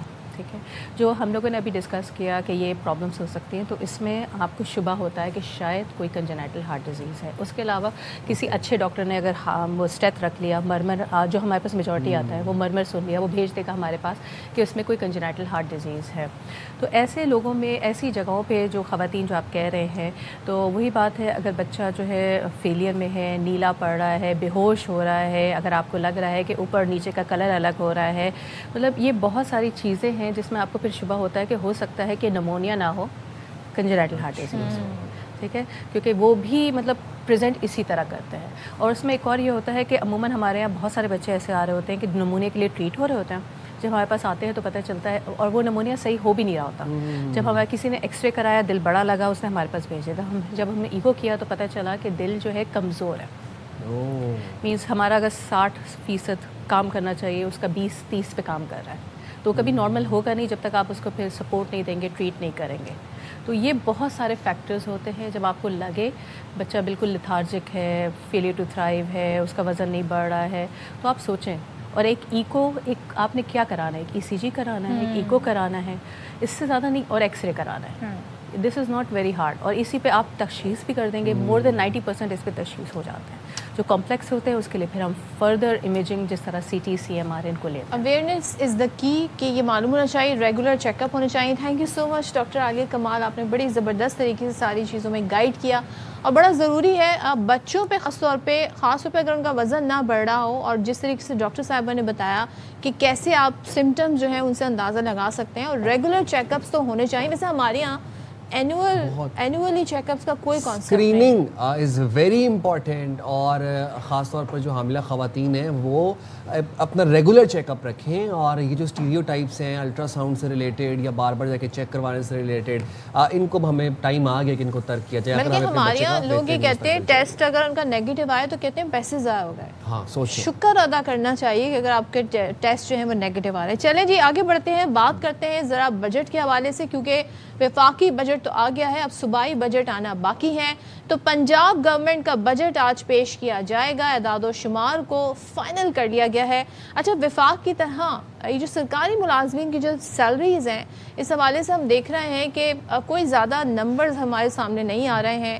کچھ خبریں سندھ کے حوالے سے بھی آ رہی تھیں کہ وہ کہہ رہے تھے جی بڑے فائنینشیل مسائل ہیں. پنجاب میں کیا کہا جا رہا ہے جی کہ سرکاری ملازمین کی تنخواہوں پینشن میں 7%، 7 سے کم تو خیر کیا ہی ہوگا، مطلب کم سے کم 7%، لیکن ہو سکتا ہے اس سے زیادہ بھی کر دیا جائے. صوبے کی ترقی، عوامی فلاح اور نئے منصوبے کا روڈ میپ بجٹ میں شامل کیا جائے گا. زبردست. بجٹ میں ترقیاتی پروگرام اور اہم شعبوں کے لیے فنڈز مختص کیے جائیں گے. تعلیم، صحت، انفراسٹرکچر اور سماجی شعبے کی جو اسکیمیں ہیں ان پر خصوصی توجہ دی جائے گی. بجٹ میں کوئی نیا ٹیکس لگانے کی تجویز شامل نہیں کی جائے گی. صوبائی وزیر خزانہ مشتبہ شجاع الرحمان آج بجٹ پیش کریں گے. تو آج کا دن بڑا اہم ہے، پنجاب کا بجٹ آج پیش ہونے جا رہا ہے. دیکھتے ہیں واٹس ان دیٹ بجٹ، اور جو بھی ہوگا will let you know, will keep following it. Moving forward جناب، یہاں پر ایک بڑی زبردست ہمارے پاس ایک اسکی ہے آپ کے ساتھ شیئر کرنے کے لیے. پاکستان کرکٹ بورڈ کے آپ کو پتہ ہے کہ پی سی بی کے چیئرمین محسن نقوی صاحب ہیں، جو کہ بھارت کی خاص طور پر جو کہ ہمارا اصلی دشمن ہے، کھیل کے اندر سیاست برداشت نہیں کرتے، بالکل نہیں کرتے. اب پاکستان کرکٹ بورڈ نے سینٹرل کانٹریکٹ کے لیے ایک نیا سسٹم متعارف کروا دیا ہے. وہ یہ ہے کہ کھلاڑیوں کو فارمیٹ کے حساب سے کیٹیگریز دی جائیں گی. کانٹریکٹ میں کھلاڑیوں کا انتخاب فٹنس، ڈومیسٹک میں شرکت اور پرفارمنس کی بنیاد پر ہوگا. یعنی اب فٹنس اور پرفارمنس دکھاؤ اور اس کے بعد ہی سینٹرل کانٹریکٹ میں آپ کو جگہ مل سکتی ہے. شکر ہے کہ ہم نے اس کو کنڈیشن کر دیا کہ پرفارمنس آپ کی اچھی ہوگی تو یہ سینٹرل کانٹریکٹ ملے گا. اچھا، جو پلیئرز ہیں ان کے کانٹریکٹس کا فیصلہ 85% ڈیٹا اور 15% سلیکشن کمیٹی کی رائے پر ہوگا. اچھا، ٹریک اے بی میں ون ڈے اور ٹیسٹ کھیلنے والے پلیئرز شامل ہوں گے.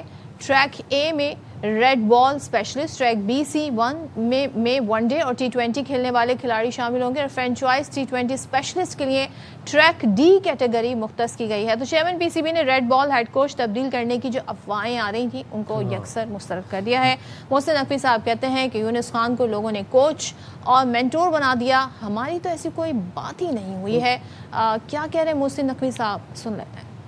4 دن پہلے ہیڈ لائن چل رہی تھی یونس خان جو ہیں وہ ٹیسٹ ٹیم کے کوچ مقرر. یہ باتیں تو مجھے چینل سے پتہ چلتی ہیں، جبکہ ہمارے پاس تو اس طرح کا نہ کوئی ایجنڈا تھا نہ کوئی چیز تھی. اس پہ کیا کہہ سکتا ہوں؟ اگر کوئی خبر اس دن نہ مل رہی اور اس دن وہ کہہ کہ چلو صبح آج یہ خبر بنا کے چلا دیتے تو اس پہ میرا قصور تو نہیں ہے. جو بھی اس ٹائم کرکٹ کے لیے بہتری کر سکتا ہے میں ہر ایک کے پاس جاؤں گا بھی، اس کو انوالو بھی کروں گا اور اس کو ساتھ لے کے بھی آؤں گا. ٹورنامنٹس کے اوپر اب ہمیں فوکس کرنا ہے. انفارچونیٹلی وہاں پہ ہم برا پرفارم کر رہے ہیں. کافی امید ہے سارا کا سارا پروسیس ٹرانسپیرنٹ ہوگا، کسی انڈیویجولس کے ہاتھ میں نہیں رہے گا. اس پہ کوئی اعتراض نہیں کر سکتا ہوگا کہ جی مجھے آپ نے یہ کرائٹیریا کیوں دیا ہے اور یہ کیٹیگری. چلیں جی، پھر بات کر لیتے ہیں. ہمارے ساتھ موجود ہیں نمائندے خصوصی رائے کھیل شاہد ہاشمی صاحب اور معنی سپورٹس جرنلسٹ نجیب الحسنین صاحب. بہت شکریہ آپ دونوں کا، آپ نے باخبر سویرا کے لیے وقت نکالا. شاہد بھائی، آپ کی اجازت سے نجیب بھائی آپ سے آغاز کرنا چاہوں گا. یہ جو سینٹرل کانٹریکٹ ہے اس کو کنڈیشن کر دیا گیا اب کھلاڑیوں کی پرفارمنس کے ساتھ. آپ کو لگتا ہے کہ یہ خوش آئند فیصلہ ہے؟ 15% آپ کی سلیکٹر دیکھیں گے، یہ بات کچھ سمجھ نہیں آتی. جو آلدو اس کو ایکسپلین کرنے کی بہت کوشش کی گئی ہے عاقب جاوید کی طرف سے. مائک ہیسن نے تو یہ بھی کہہ دیا کہ دنیا ٹیسٹ کرکٹ کو بڑی اہمیت دینا چاہتی ہے، لیکن وہ کوئی ایسا طریقہ نہیں نکال سکی ہے جو پاکستان کرکٹ بورڈ نے نکال دیا ہے. اور ساری دنیا جو ہے اس پہ آنے والے وقتوں میں Pakistan cricket board would feel very proud, and ساری دنیا جو ہے وہ پاکستان کو کاپی کرے گی اس چیز کے لیے. لیکن اس کے بعد پھر سلیکٹرز کا رول کیا رہ جائے گا؟ اور بہت ساری چیزیں پہلے بھی آ چکی ہیں نام بدل کے. تو اب بات وہی ہے کہ اتنے سال سے اب یہ کام چل رہا ہے، یہ والی چیز کتنی کارآمد ثابت ہوتی ہے یہ آنے والا وقت بتائے گا. لیکن اس میں 2 باتیں بہت خوش آئین ہیں. ایک نمبر 1 یہ کہ ہم نے ٹیسٹ کرکٹ کو اہمیت دی ہے، اور یہ بات بھی ہے کہ اس کی ٹیسٹ کی جو کیٹیگری بنائی ہے اس میں پیسے بڑھائے جائیں گے. وہ فائنینشیل جو بینیفٹ ہے جو لڑکوں کو لیگ کھیلنے یا T20 کھیلنے سے ملتا تھا وہ چیز کو کم کرنے کی کوشش کی جا رہی ہے. ٹیسٹ کرکٹ کو اہمیت دی جا رہی ہے، یہ بہت اچھی بات ہے. ساتھ میں یہ شرط رکھنا کہ جو ڈومیسٹک کرکٹ کھیلے گا وہی پاکستان کے لیے کھیل سکے گا، یہ بہت بہترین بات ہے. اور یہ ہم بار بار کہتے تھے کہ ہمیں اپنی ڈومیسٹک کرکٹ کو عزت دینی ہے. یہ چیزیں تو ٹھیک ہے، لیکن باقی چیزیں مجھے لگتا ہے کہ مور اور لیس وہی ہے جو ہم پہلے بھی ٹرائی کر چکے ہیں. अच्छा, नजीब آپ کا یہ پوائنٹ ہے کہ میں شاہد صاحب سے ذرا جاننے کی کوشش کرتے ہیں. شاہد صاحب بتائیے گا, نجیب جو بات کہہ رہے ہیں کہ جو 15% ہے وہ سلیکٹرز پہ ڈیپینڈ کرے گا اور 85% جو ہے وہ ظاہر ہے جو ڈیٹا ہے اس کی بنیاد پہ.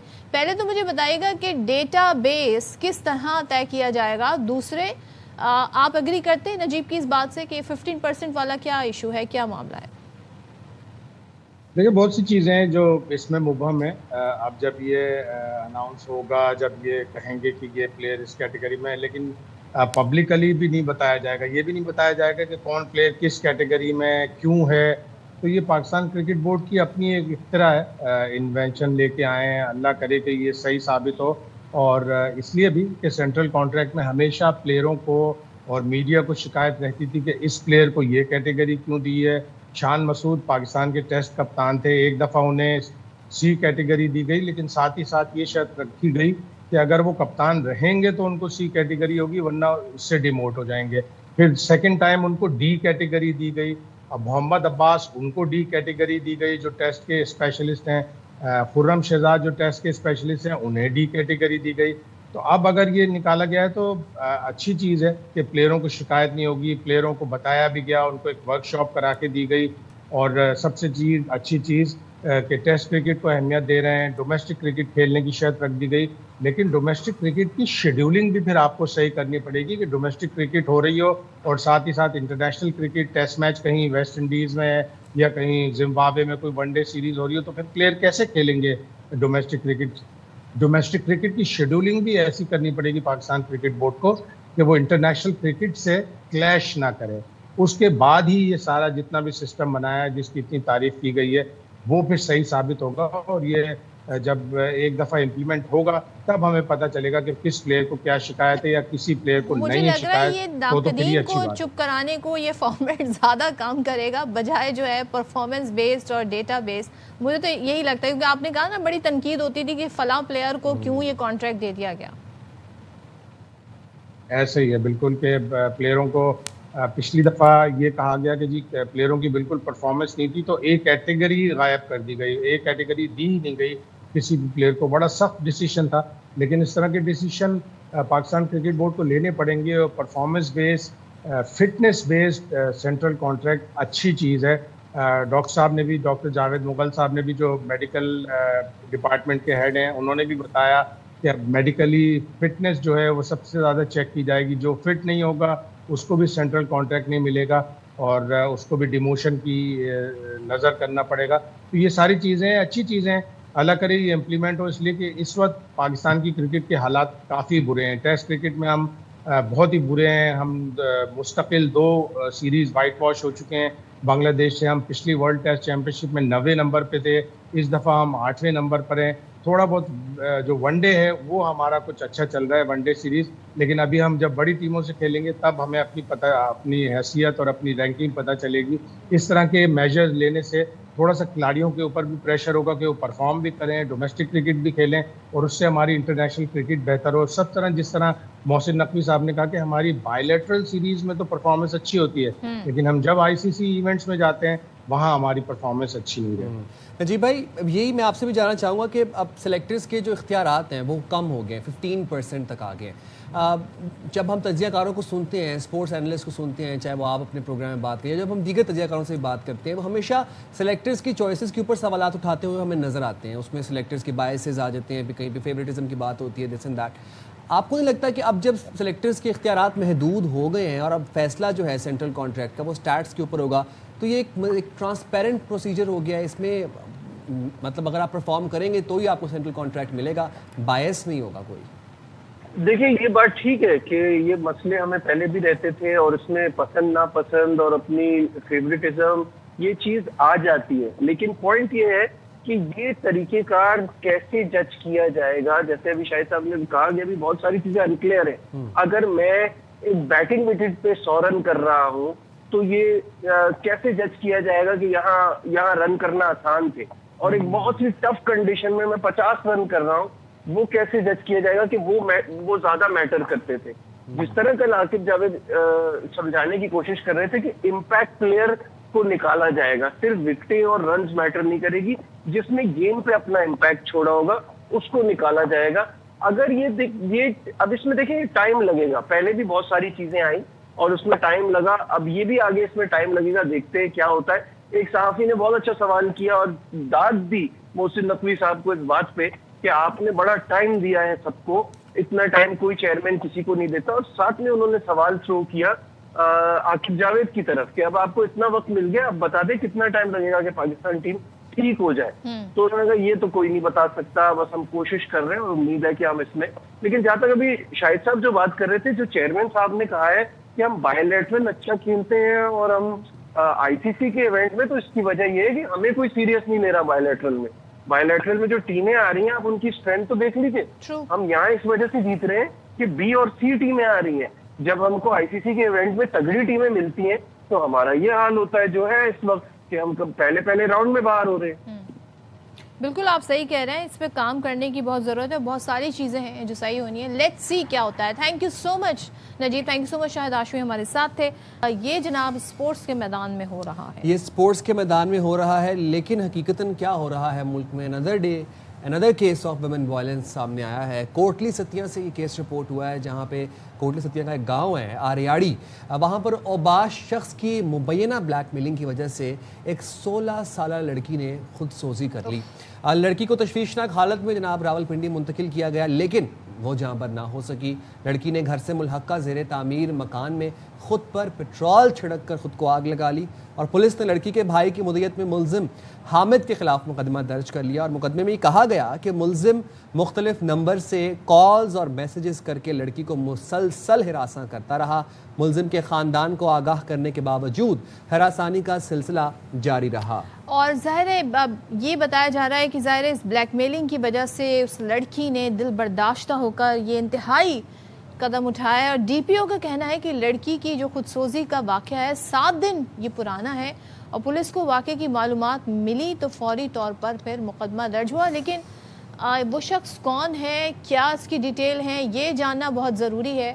اور ظاہر ہے آپ 16 سال کا ایک بچہ ہی میں اسے کہوں گی, اس سے کیا ظاہر ہے وہ ڈر گئی ہوگی, وہ سہم گئی ہوگی, ہو سکتا ہے گھر والوں کو بھی اس طرح سے نہیں بتا سکی ہوگی کہ کیا حالات رہے, کیا واقعات رہے. یہ پولیس کو کھوج لگانا بہت ضروری. چھوٹے بچوں اور بچیوں سے خاص طور پہ درخواست ہے ہاتھ جوڑ کے کہ آپ لوگ پلیز اپنی پرسنل انفارمیشن کسی کے ساتھ شیئر نہ کیا کریں, چاہے وہ آپ کی لوکیشن ہو, چاہے وہ آپ کی کوئی پرسنل ڈیٹیلز ہوں, آپ کی پکچرز ہوں, ویڈیو کچھ بھی ہو, نہ شیئر کیا کریں. اسٹرینجرز سے جو کہا جاتا ہے نا, پہلے ہمیں کہا جاتا تھا جی باہر کوئی اسٹرینجرز ملے تو اس سے بات نہیں کرنی ہے, کسی کے ساتھ نہ کیا کریں. اب آپ کو آن لائن کوئی اسٹرینجر اپروچ کرنے کی کوشش کرے تو اسے بھی آپ نے اوائڈ کرنا ہے. And report to your parents, اپنے پیرنٹس پر ٹرسٹ کریں, انہیں ہر چیز ضرور بتایا کریں. اگریڈ. یہاں پر وقت چھوٹے سے بریک کا, ہم حاضر ہوں گے بریک کے بعد. Stay there with us.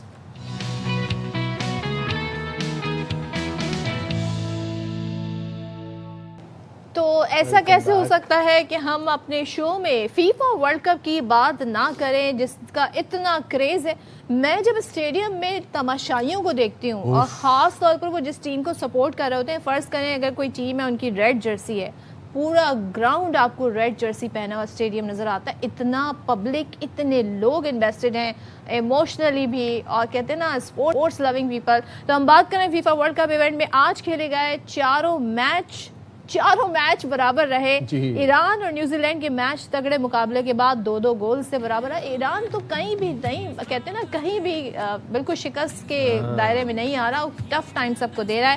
Match کے آغاز سے قبل امریکہ کی سرزمین پر ایران کا قومی ترانہ بھی بجایا گیا, اور اس سے پہلے سعودی عرب اور یوروگوئے کا میچ سنسنی خیز مقابلے کے بعد 1-1 گول سے برابر رہا. عبداللہ المیری نے سعودی عرب کی جانب سے 41ویں منٹ میں گول سکور کیا, اور یوروگوئے کی جانب سے میکس میلانو نے 80ویں منٹ میں گول کر کے مقابلہ برابر کر دیا. اچھا, پھر مصر اور بیلجیم کا میچ بھی دلچسپ رہا. وہ کیا ہوا جناب, وہ بھی 1-1 گول سے برابر رہا. اس میں امام عاشور کے 20ویں منٹ میں گول کی بدولت مصر نے برتری حاصل کی. تاہم کھیل کے 66ویں منٹ میں محمد ہانی کے اوون کے باعث مقابلہ 1-1 گول سے برابر ہو گیا. اب آپ دیکھیں کتنے سنسنی خیز مقابلے ہیں. ابھی جو تماشائیوں کا آپ ذکر کر رہے تھے, تماشائیوں کی لالچ بھی تو رکھتی ہیں, پھر ان کی جو فیوریٹ ٹیمز کھیل رہی ہوتی ہیں وہ اچھا کھیل کے دکھاتی ہیں, وہ سنسنی خیز مقابلہ دکھاتی ہیں, پیسے وصول ہوتے ہیں تماشائیوں کے جو اتنے مہنگے ٹکٹس لے کے گئے ہوتے ہیں, تو اس لیے اسٹیڈیم بھی بھرے ہوتے ہیں. اچھا, اس سے پہلے جی کیپ ورڈے نے اسپین جیسی مضبوط ٹیم کے خلاف مقابلہ برابر کر کے سب کو حیران کر دیا. بھائی ہم حیران ہیں, یہ کون سا ریکارڈ بنا ہے فٹ بال میں کہ ایک دن میں 4 میچز چاروں برابر رہے. کہ باڈی کے گول کیپر نے سابق عالمی چیمپئن کو ایک گول تک نہیں کرنے دیا اور یوں یہ مقابلہ 0-0 سے, یعنی کوئی گول نہیں ہوا اور 0-0 سے یہ برابر رہا. تو اس سے آپ کو اندازہ ہو سکتا ہے کتنی تیاری سے ٹیمز آئی ہیں, کتنے ٹف میچز ہو رہے ہیں. اور کیا ہی بات ہے بھائی, میں تو بڑا مزہ آتا ہے جب میں اس طرح کے خوبصورت اسٹیڈیم دیکھتی ہوں نا, کہ state of the art architecture, اگر آپ ان کی آپ اسٹیڈیم دیکھیں, زبردست فیسلٹیز, زبردست اسٹیڈیم. اور آپ پاکستان میں جو فیفا فیور ہے بھائی, آپ جس سے بات کرو وہ آپ کے ساتھ میچ کی کہانی لے کے شروع ہو جاتا ہے. اور پاکستان میں تو ایک الگ ہی رونق ہے, خاص طور پر اگر ہم کراچی میں لیاری کی بات کریں بھی, اور Gen Zs are all over FIFA World Cup. Cricket سے کوئی لگاؤ نہیں ہے, انہیں فٹ بال بہت پسند ہے. اگریڈ. موونگ فارورڈ, جب ہم بات کر رہے ہیں کامیابیوں کی اور جب ہم بات کر رہے ہیں اپنے اپنے ملک کا نام روشن کرنے کی, تو آپ کو بتا دیں کہ پاکستان کے لیے ایک بہت اچھی خوشخبری ہے, ایک بڑا اعزاز ہے جو پاکستان کے ایک نوجوان نے حاصل کیا ہے. پاکستان کے لیے عمر ہے ان کی صرف 13 سال, سوچیں صرف 13 ایئرز, اور کامیابیاں ہیں ان کی بے مثال. میں بات کر رہا ہوں لاہور کے شاہ حسین پیرزادہ کی, جنہوں نے محض 13 سال کی عمر میں دنیا کے سب سے کم عمر سرٹیفائیڈ کوانٹم پروفیشنل بننے کا منفرد اعزاز حاصل کر لیا. کوانٹم پروفیشنل 13 سال کی عمر میں. ہم تو ابھی تو کوانٹم سمجھنے کی کوشش کر رہے ہیں کہ ایکچولی میں کوانٹم ہوتا کیا ہے.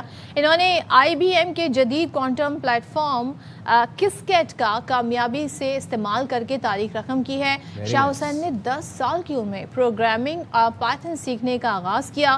11 سال کی عمر میں انہوں نے مشین لرننگ میں مہارت حاصل کی, کوانٹم کمپیوٹنگ کی طرف قدم بڑھایا, اور 11 سال کی عمر میں IBM کا ایسوسیٹ سرٹیفائڈ کوانٹم کمپیوٹیشن امتحان پاس کیا. تو شاہ حسین پیرزادہ نے اپنی صلاحیتوں سے ثابت کیا کہ کامیابی کے لیے عمر کوئی چیز نہیں ہے. بھائی بہت چھوٹی عمر ہے, میں تو اپنے آپ سوچنا what I was doing at the age of 13. میں تو پرابلی بنک ہی کر رہا ہوں گا کلاس, اسی طرح کی حرکت کر رہا ہوں گا. But we have with us the professional, the quantum professional Shah Hussain Pirzada. Thank you very much Shah Hussain, اور بہت مبارک ہو آپ کو بائی دا وے, آپ نے پاکستان کے لیے کتنا بڑا اعزاز حاصل کیا. کیا فیل کر رہے ہیں, اور پھر اس کے بعد ہم آپ کی جرنی کے بارے میں جائیں گے. But how do you feel after achieving this lovely victory? Thank you. First of all, thank you very much for your congratulations. And your question, how I am feeling. When I first knew that I am the world's youngest certified quantum developer in the world, there was a lot of happiness and excitement. بھی بہت خوشی بھی, excitement بھی, پھر مجھے satisfaction بھی feel ہوئی کہ finally میں نے پروو کر دیا کہ آپ ایج اور سکسیس کی کوئی ایج ریسٹرکشن نہیں ہے, ایج لمٹ نہیں ہے بریلینس کی. اس کے بعد مجھے اس کے اوپر بھی خوشی ہے کہ میں نے اپنا ملک پاکستان کا نام روشن کیا ہے. تو yes, I was very happy when I knew that I am the world's youngest IBM certified quantum developer in the world. اچھا ذرا سا یہ بتائیے گا شاہ حسین کہ I think comparatively, correct me if I am wrong, comparatively quantum جو computing ہے وہ ایک نیا سبجیکٹ ہے, اٹس سم تھنگ نیو. آپ اس طرف کیسے آئے, and is it difficult, what is quantum computing?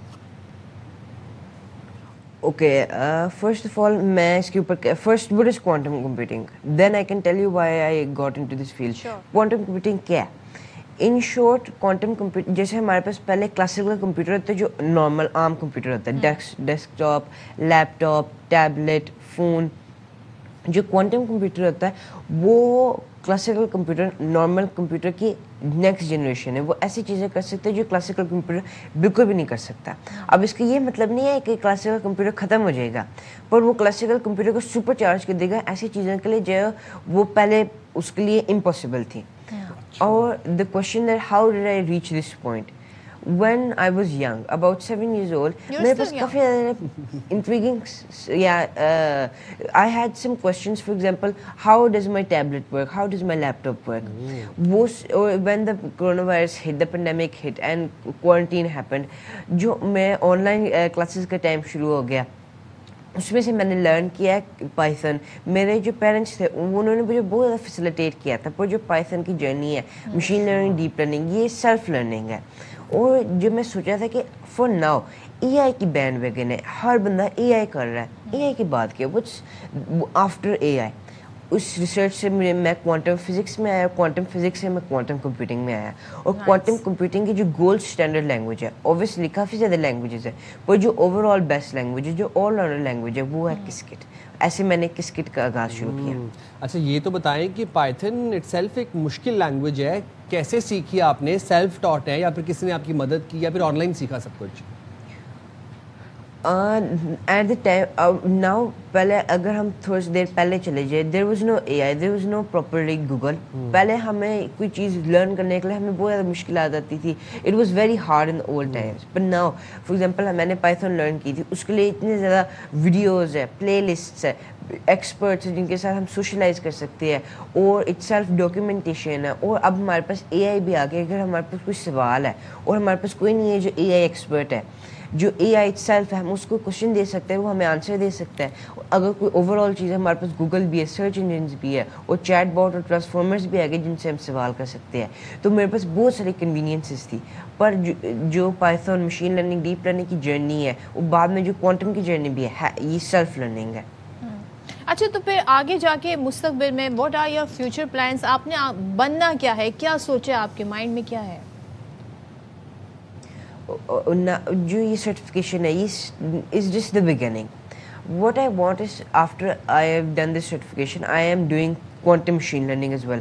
First there was Python, machine learning, deep learning, now there's Qiskit, QML and many things in the field of QML. और मैं चाहता हूँ कि मैं क्वांटम के अंदर ऐसी इनोवेशन करूँ जो पाकिस्तान को, ना होल वर्ल्ड को हेल्प करे क्वांटम लेंस के से, क्योंकि क्वांटम ऐसी चीज़ें कर सकते हैं जो पहले ऑलमोस्ट इम्पॉसिबल था क्लासिकल के लिए। फॉर एग्जांपल वो ऐसे एलिमेंट्स की, ना डिजीज़ की क्योर बना सकते हैं जो पहले इम्पॉसिबल था, मटेरियल्स बना सकते हैं जो पहले बनाना इम्पॉसिबल था। और मैं चाहता हूँ कि ये पाकिस्तान के अंदर भी अवेयरनेस है क्वांटम की, क्योंकि जब एआई बूम हुआ था, तो जब पूरे दुनिया के अंदर एआई का बूम हुआ था, फिर पाकिस्तान में क्यों आया? हमारे पास पीपल थे, हमारे पास टैलेंट थी, हमारे पास यूथ थी, और हमारे पास काफ़ी ज़्यादा अमेजिंग पीपल थे। पर हमने एआई के अंदर अर्ली क्यों नहीं आए, लेट क्यों आए? जब पूरी वर्ल्ड आए थे तब हम क्यों आए? अब हमारे पास क्वांटम, हमारे सामने फ्यूचर है, हमें पता है कि फ्यूचर क्या होगा, हम प्रिपेयर है फ्यूचर के लिए। तो हम ये करने बजाय कि हम वेट करें कि बाहर की जो वर्ल्ड है वो क्वांटम बनाए, इससे अच्छा can't we be the early movers ourselves, can't we make quantum computing devices ourselves, can't we make quantum developers ourselves? Why don't we standardize and publicize quantum in universities, schools, colleges? वाह, I am impressed and I am surprise to core आपकी बातें सुन के। माशाल्लाह, अभी आप 13 साल के हैं और आप क्या ज़बरदस्त बातें कर रहे हैं। Best of luck to you. Yes, he has a vision and he has proper M set भाई फॉर हिज फ्यूचर। अब thank you very much Shah Hussain, और हम आपको दिल की अता से मुबारकबाद भी देते हैं, और आपको आपके फ्यूचर के लिए, फ्यूचर इंडीवर्स के लिए आपको बेस्ट ऑफ लक भी कहते हैं। यहाँ पर छोटी सी ब्रेक का वक्त हुआ है, हम वो ब्रेक लेके फ़ौरन से वापस आएंगे। Please stay there with us.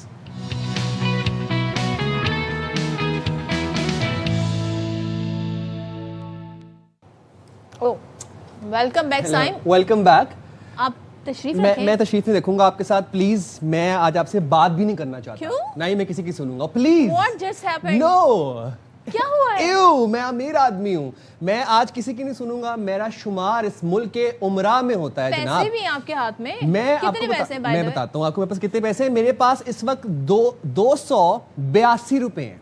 ये है मेरे हाथ में 200, 100, 200, 50, 60, 70 और ये 80, और ये देखें कुछ मेरे पास कॉइन्स भी हैं। ठीक है, अब ये 282 रुपए का मतलब है कि मैं इस मुल्क के उमरा में आता हूं, क्योंकि हुकूमत के मुताबिक मंथली 8,484 रुपए जो शख्स कमाता है वो जनाब अमीर है, वो गरीब नहीं है। उसका शुमार गरीबों में नहीं होता। बस वेट यहीं पे ठहर जाइए।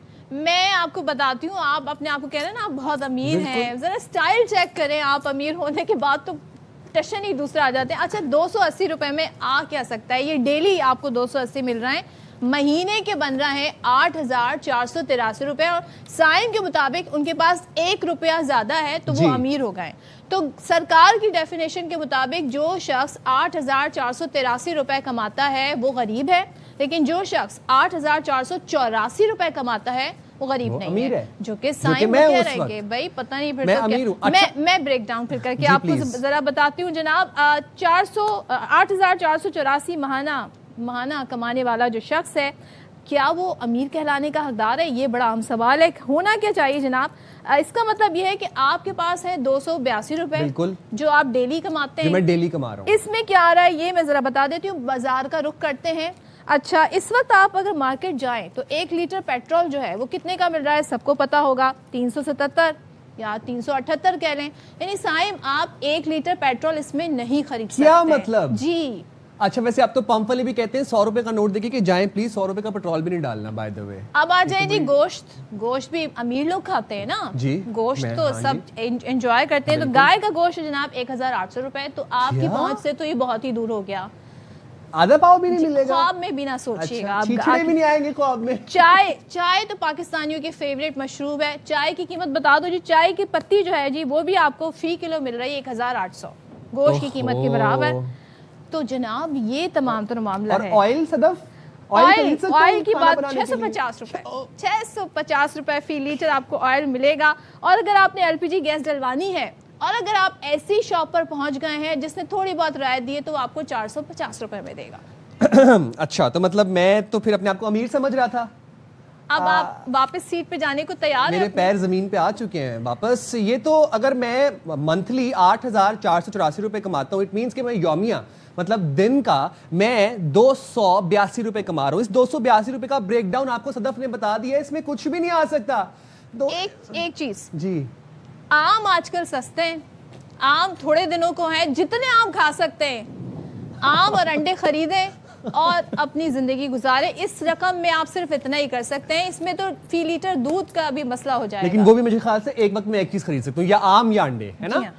200 روپے کلو آم مل رہے ہیں. بجلی کا بل ہے, گیس کا بل ہے, یہ تمام تر چیزیں ہیں, یہ آپ کیسے افورڈ جی. ہم نے آپ کو ویسے ایک پریکٹیکل ڈیمونسٹریشن دینی تھی کہ اگر آپ لوگ بھی اپنے آپ کو 8,483 روپے کما کے امیر سمجھ رہے ہیں اس حکومت کی ڈیفینیشن کے مطابق, تو آپ امیر نہیں ہیں. اس پیسوں میں آپ کچھ بھی نہیں خرید سکتے. اچھا میں یہاں پہ صرف ایک چیز کہنا چاہتی ہوں کہ دیکھیں حکومت پھر جو غریبوں کو سبسیڈائز کرنے کی کوشش کرتی ہے نا, وہ اس ڈیفینیشن کے مطابق کرتی ہے جس میں کتنے لوگ آتے ہوں. اگریڈ. اب تک لیے ہمیں دیجیے اجازت, ہمارے پروگرام کا وقت ہو جاتا ہے ختم. آپ سے ملاقات ہوگی بہت جلد. اپنا خیال رکھیے گا. اللہ حافظ. پاکستان زندہ باد.